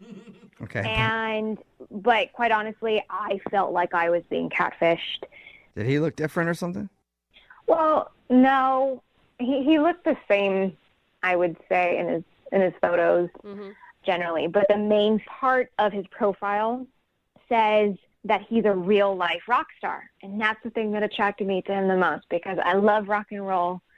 It's my jam, and I thought, great, somebody else who has that same craving for it. So you thought he was a big music lover? Not only did I think he was a music lover, but from that quote, I just assumed that he was a rock star, that he was actually in a band, and I get there, and he's just another average polo-wearing Joe Schmo. Okay. So wait, did you ask him? I mean, did you ask him, are you in a band? Did you ever discuss that? Yeah, I tried to bring it up a little bit, but this guy, I don't know if you know this, he's a rock fiend, like an actual gravel earth rock fiend. Well, we did talk to him, Anna, and he told us that he loves like gyms and things like that. Oh, yeah. He absolutely is in love with gems. I think more than he probably would be with an actual person, which is where I felt so misled. And I'm thinking this guy loves rock and roll. He's a rock star, an actual rock star. No, he just loves rocks. Okay. But Anna, can't you find the humor in that? That's pretty funny. You know, it's funny, but I'm just not into it. Okay, so you're not interested in dating a dude who is literally into rocks and not rock and roll. Yeah, I was hoping he would be into music, but instead he just gave me a pink rock, and so that's why I don't want to see him again. Okay, cool. Thank you. Yeah, it does make sense. And you know what else, Anna? What? James is actually on the other line listening and wants to talk to you. Oh my God. Are you serious? Yeah. How rock and roll is that, huh? Surprise. He's a loose cannon. James, are you still there? I'm still here, yeah. Hey. I still can't believe this. Adam, how come you just didn't tell me this? How come you're putting rock star on your profile when you don't know nothing about rock and roll? It's really misleading. Not to my followers, not to the people who love rocks like I do. I mean, it's very serious. But you don't think that that's kind of like that badass, edgy lifestyle that you're looking for, Anna? Oh, no. I don't. You have to admit, all right, sure, I'm not a rock star in the way you thought. Yeah, I'm not some guy who takes drugs and plays guitar, but you have to admit. When did I ever say that? Yeah, I mean, all the rock stars take a lot of drugs. You know that. You have to. You have to take drugs in order to be a rock star. Yeah, exactly. I don't think their guitars even turn on if they don't take drugs. But you have to admit, we had a connection. I mean, you didn't feel that? I mean, I have nothing to admit, James, because I didn't feel that. So you trying to tell me the way you looked at me when I gave you that rose quartz rock, I mean, that was fake? Oh, no. That wasn't fake. That was just me extremely shocked. Oh. And shocked not so much in a good way. I don't know how you can say that. I bought that for you. I mean, that cost $18. Oh, my God. I thought it was way Yeah. more than that. $18, Anna. Come on. Wow. James, I think you should start investing in something that is worth $18. Maybe, like a guitar stand or something else. I think what you should do is find someone from your large following and that equally loves rock, because it's not for me. Listen, I'm going to put everything down on the line here. I've never dated anyone as good looking as you, and I'm not going to stop, And I can help you get your rocks off if you give me a chance. Oh, that's a little rock and roll, James. There's some rock. See, Anna, there's some edge to James. He didn't mean that. I think he meant it. He loves his puns. Hey, you never know. You could unleash this rock man and... Rock? Yeah, he could rock your world. Doesn't even sound sexy. Exactly. Oh, my Just God. give me a chance. And like I told you, on the date, I actually do play an instrument. It's the oboe, and I could get you in kind of a rock and roll mood, if you want. Well, Anna, what aren't you getting here? This dude is definitely rock and roll. He's full of rock puns. He plays an oboe. Yeah. Honestly, I think you should give him a chance, Anna. What's wrong with just one more date? He sounds funny. He has confidence. I mean, that's a rock star. Well, then maybe you should date him, and you found all the best characteristics about him. Well, first, let me ask you, taken. Anna, would you like to go on a second date with James? We will pay for it. I'm going to tell you straight, James. I'm really not feeling the rebel rock vibe, and I prefer the rock and roll vibe. So I'm going to have to pass. Oh, man. Oh, that's too bad. I'm telling you that I'm not a drug addict who plays rock and roll. I love rock. Not looking for a drug addict. Yeah. Anna's looking for more like a band dude, not necessarily just a straight up drug addict. I don't want to take you to rehab, James. I just want to take someone on a second date. I just picture her trolling the streets for a crack addict. Yeah. All right. If you don't want to go out with me, that's fine. But is it all right if I at least tell my friends that we're dating? Anna, is that okay? Yeah. Come on. You can't be that desperate. I really am that desperate. Like, I'll just pretend we're going out for like 2 or 3 weeks. I mean, we sleep together all the time, obviously. But then, and then I'll just tell them I broke it off because you didn't love rocks or something like that. You broke it off. All right. I guess you're kind of funny. You can go out for 2 weeks with me with fake me, but then you're gonna have to end it, James. Is that a deal, James? All right, thank you. I feel like that's a win. Yeah, that is a successful second date update. You didn't get a second date out of it. You got a fake girlfriend for 2 weeks. Congratulations. Awesome. Thanks, guys, for all your help. And I swear, you're not going to be sorry about this. You're going to have a great next 2 weeks. Brooke and Jubal in the morning. The text in at 78592 says, the guy sounds like a rock star to me. If you missed today's second date update, James and Anna went out for coffee after they went to a rock store where he bought a rose quartz rock for her, which is supposed to symbolize love. And he wasn't wondering why she wasn't calling back. When we got her on the phone, we found out the reason she wasn't getting back to him was because when she met him, she thought he was into rock music because on his profile, he called himself a rock star. And he is a rock star. He's just into actual rocks. Yeah, play on words. Yeah, she felt catfished by James, especially because he calls himself a rock star. You know, though. And she said that he's not a rock star at all. He admits that he's not edgy, and Anna thought that he has a huge following online because of rock music. And he was in a band, but he's not in a band at all. He just likes rocks a lot. Even if it doesn't work out with his fake girlfriend, Anna, because now they're going to be fake for a couple weeks, he's got a lot of options on our text board. Yeah. People are into the rock star, like when you're using rock literally, too. And he was funny. People are like, he's actually a really funny guy. I'm not worried about him. So he'll be all right, I think. They didn't go out again. But remember, if you want to do a second date update, all you have to do is email the show, and we will call the person who didn't call you back. Also, if you've been in a car accident, don't email the show. Because I don't want to hear about it. But I know who does want to hear about it. The Advocates. It's 206-512-3555 online, advocateslaw.com. They'll make sure you get all the money that you're owed from the insurance companies if you're in a car accident, because the insurance companies don't want to just give you cash, and you might need medical bills paid or your expenses in getting your car repaired.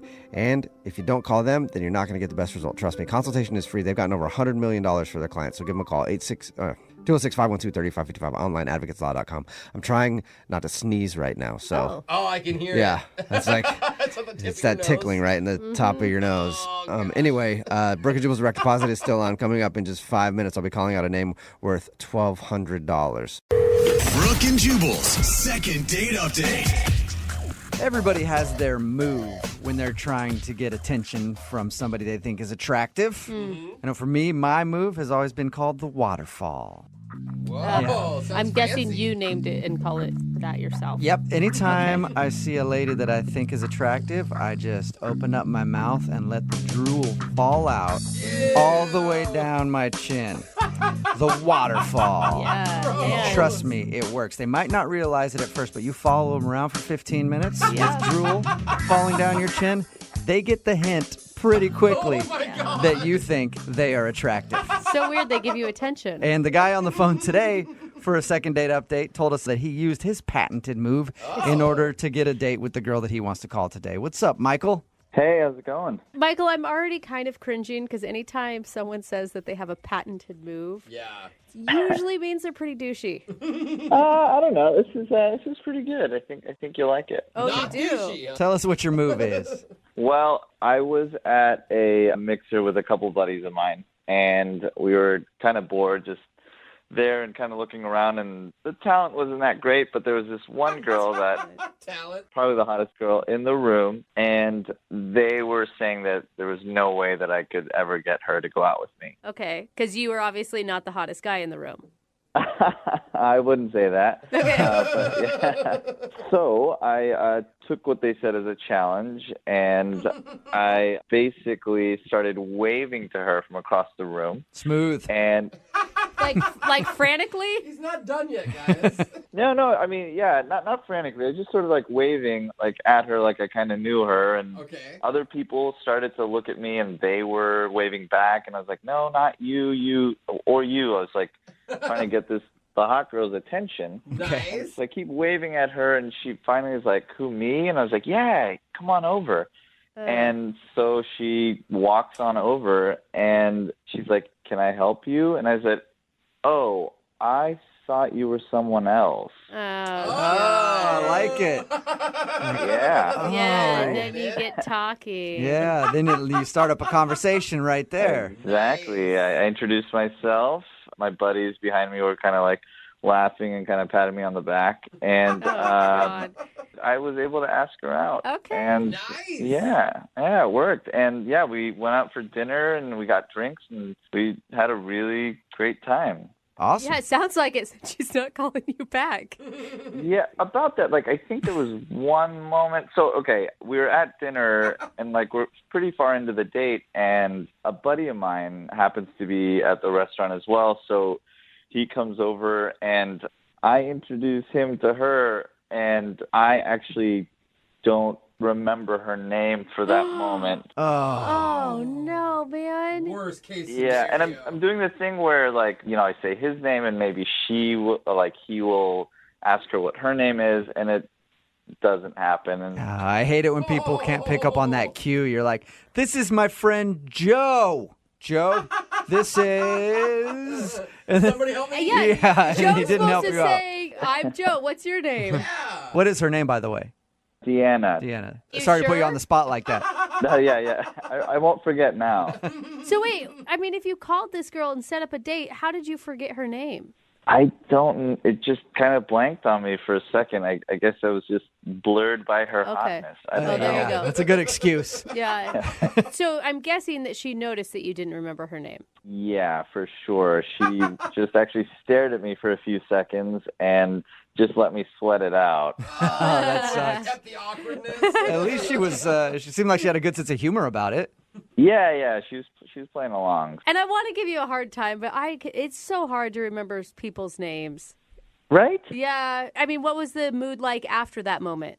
It was pretty good. She kept calling me the wrong name for the rest of the night, so that was kind of her way. I like her. At least it turned into a joke with you guys, and she didn't just get mad and walk out of the restaurant. Yeah, exactly. So, how did everything end with whatever her name is? Oh, Deanna,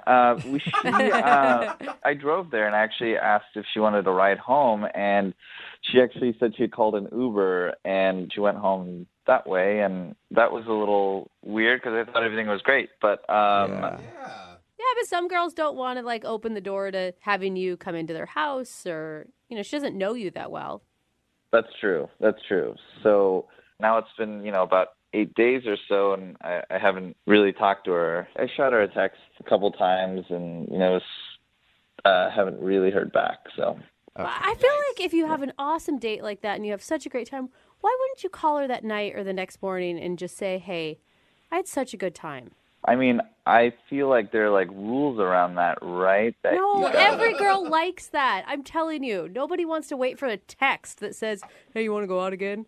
Maybe you're right. I probably screwed that one up as well, and hoping you guys can help me. All right. Well, we'll see if we can do it. We'll play a song, come back, call her, and get your second date update, okay? Great. All right, man. Just hold on. Moving 92.5. Brooke and Jubal in the mornings. Second date update. Oh, names. They're so difficult. Especially when you're out on a date and you can't remember the name of the person you went out with. Mm-hmm. I mean, it's been 6 years working together, and you still forget mine sometimes. It's true. Yeah. That's why anytime I've ever gone out on a date, I never call them by their name. I just play it safe, and I give everybody the nickname Stinky Pants. Hey, Stinky Pants. So excited to be out with you. This is my friend Stinky Pants, everybody. I've never gotten a lot of calls back, but at least I didn't screw up their name like Michael did, who's on the phone to do a second date update right now. He met a girl named Deanna at a mixer with his bros. They actually dared him that he couldn't get a date with her, and he did. And then they went out to dinner, and he ran into another friend. And when he was trying to introduce her to his friend, he forgot her name. Oh, man. So he thinks that's the biggest thing that did him in. We're going to get her on the phone right now and find out. Now, you're trying to get a date because you actually really like her, not just because you want to prove to your bros that the date actually worked out. Definitely. We had a really good time. We had a lot in common. I think there was something there. Okay. Well, I'll dial her phone number right now and see what she has to say, okay? Thanks, Stinky Pants. No problem, Stinky Pants. See? It's catchy. It is kind of All catchy. right, let's give her a call.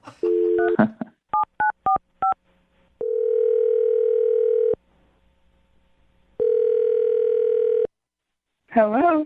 Hey, Stinky Pants. Excuse me? Hi, is this Deanna? Yes. How are you? This is Jubal from Brooke and Jubal in the Morning. What? Who? Jubal from Brooke and Jubal in the Morning. It's a radio show. I think I've heard of you once before. Okay, cool. So Awesome. it was positive. Oh. Well, the reason I'm calling you today is because one of our listeners actually sent us an email about you. Oh, really? Yeah, his name is Michael. Michael. Oh, Michael. Mm-hmm. Sounds like you have heard of him. Yeah. That's another So That's more of a concerned. Concerned, Yeah, okay. okay. Thank you for helping to interpret your language. So Michael sent us an email saying that he took you out on a date, but now you're not getting back to him for another date, and he's wondering why. Hmm. Mhm. Did he know? He did, yeah. He wants to know if maybe he did something wrong on your date. Did something wrong. Did you like Michael? At first, I mean, that's the reason why I went out with him. But I'm curious what he told you, actually.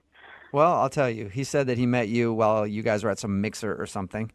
And then he took you out to dinner. He said you guys had a fun time. He thinks the only reason that you're not calling him back is because he forgot your name while you guys were out. I mean, that did happen, but it wasn't a huge deal to me. It was something totally different, actually. Yeah, I mean, it sounded like you took it in stride and made fun of him the rest of the evening. Oh, he told you that, did he? Yeah. I had fun with it. Yeah, I was impressed. I was like, good move on your part. Yeah, I definitely had fun with him on that part, but It sounds like you don't like him very much. I'm not the biggest fan of him right now. Why? Why I don't like him? Well, did he tell you that he Facebook Lived our whole date? What? I don't understand what you even mean by that. So you know how you can Facebook Live video? Yeah. So he had his buddy that was a couple tables away Facebook video our entire date. What? Really? Like some creeper was sitting a couple tables away from you recording your date and you didn't know. I didn't know until I went on his Facebook page and Oh my God. Wow. and I saw that he was tagged in a video and that I was in it. Oh my God. So you got to actually watch and recap your date on his Facebook page then. Yeah, the full recap. How many people were watching? I don't know, hundreds maybe. Oh my God. I Wow. would be freaking out. How have you not called him and read him the riot act, man? I was better to ignore him. Yeah. You don't want to call him up and leave it on his voicemail or something because I could see the internet too. Everything could with him. Exactly. I don't even want to talk to him anymore. I don't even want to know the reason. Oh my God. What It's too bad. I probably shouldn't tell you that he's on the other line and wants to talk to you then, huh? What do you mean? I mean that he's listening to this conversation and wants to talk to you. What? Hey. Hey, Deanna. What is going on? Why is he on the phone right now? Oh my God, I am so sorry. Surprise. Oh, wow. Deanna, I wasn't. I didn't know that it was happening either. Actually, because my buddy who was there, who loves to play pranks on me, told me afterwards. So I'm really sorry that happened. And I'm really embarrassed. I did not mean for you to see that, and I definitely would never want to do something like that. And, I actually had a really good time with you. And Oh my He's just God. rambling right now. Deanna, tell him to shut up. My God. I'm just in shock by this whole thing that this would, I was in that shock you'd even too. call me through a radio station. I mean, geez. I don't know. I I know. feel like you guys are kind of nerdy to do this. You got to pick maybe some better friends or something. That's kind of rude, Yeah, you're absolutely right. I do need to get better friends. I was thinking about that the whole time. I couldn't believe that, they were broadcasting us. Wait, thinking about it the whole time. So you knew about this the whole time during our date that you were being filmed? Or I was being filmed? You knew about this? Look, Deanna, all I knew. I did have my buddy. I wanted him to come and just get a photo of the two of us on the date. What? Instead, What? he totally messed with me and you and us, and made a video about this whole thing. And you're totally Do you right. never go out on dates or something that you need to document it for your friends? No, I just thought I wanted a picture for Facebook because you're so pretty. What? Oh my God. What? The better thing would have been to just ask, maybe. You ever think about that? Just ask me, hey, can I get a photo with you? Instead of have some You're right. creeper. You're right. I should have asked, but I thought that would be awkward too, to ask you for a photo in the middle of our date. You know what I mean? No, not really. I mean, people take photos all the time when they're out and about. I mean, what's weird is that your friend video recorded the whole thing without me knowing. And Michael, what were you going to do with the picture if he only took a picture? Like, you're going to post that and expect her not to see it on social media as well? She's going to find out one way or the other. You got some creeper taking photos of you guys. I guess you're right. I mean, I just wanted her to like see it eventually. If things were to work out between us, like it would be this really great like first date memento that we could go back and say, hey, like look at us, and it's kind of this romantic gesture. And then at that point, you'd have been together so long that she wouldn't be able to leave you because it's still weird, Michael. It is. It's like saying, I collected your hair on the first date and I still have it. I didn't collect hair this time. I mean, I didn't collect hair. Oh, my God. Hey, Deanna, would you like to go on a second date with Michael? We'll pay for it. We'll put cell phone blocking devices in every corner of the restaurant so that he can't stream it on the internet. Deanna, before you decide, I'll tell you right now that I'm going to ask my buddy to remove the video from Facebook, and I'll even report him, because you're right, it's totally unacceptable, and it should not have ever happened. Oh, you hear that, Deanna? He will report his friend to Facebook for you. The damage has already been done. It's been up for a week. If he cared that much, he would have deleted it, a while ago. I don't know. I just didn't know that you were going to see it. I didn't know you were going to see it. It's live out there on Facebook for everybody to see. I just thought with like privacy settings and stuff that I was going to set it up. Check that, buddy. Yeah. Fortunately, it didn't happen. I mean, if you were that upset at your friend, you think you would have told him when you saw it, and had him take it down then. And obviously you didn't. Obviously you liked it. I didn't actually like it. I just thought it No, was... she doesn't mean you click like on the post. She means like you liked it, like as a person, like you enjoyed it. God, the more we talk, you obviously enjoyed it if you didn't have your friend take it off or you didn't delete it off your page. There we go. And it sounds like you've watched it maybe one too many times as well, Michael. I just really thought you were pretty and like wanted to keep that memory of you, because I hadn't heard from you in 8 days or something. So you cannot spin that one to romance. So, Deanna, is that an official no from you then? Yeah, that's a no. I'm sorry, but I'm not feeling it. That's all right. Yeah, shocking. Michael, at least you always have your Facebook memory though, right? Yeah. Oh my God, it's gonna pop up year after year on that date, isn't it? It is. Brooke and Jubal in the morning. Text in at 78592 says Facebook ruins another relationship. Right? It's Brooke and Jubal in the morning talking about today's second date update. This dude named Michael wanted to call a girl named Deanne. They met at a party. His friends actually bet him that he couldn't get a date with her, and he did. He thought the reason she wasn't calling back was because he forgot her name on their first date. But the real reason she wasn't calling back was because one of his buddies was there Facebook living the whole thing. And then she went to his Facebook page and saw he was tagged in the video and had no interest in going out with him. It's creepy and it's really dorky. Yeah, it like, is. do you never go on a date, man? Like, act like you've been there before, dude. Sounds like he doesn't very much. And probably isn't going to be going on anytime soon. Remember, if you want to do a second date update, all you have to do is email the show, and we will call the person who didn't call you back.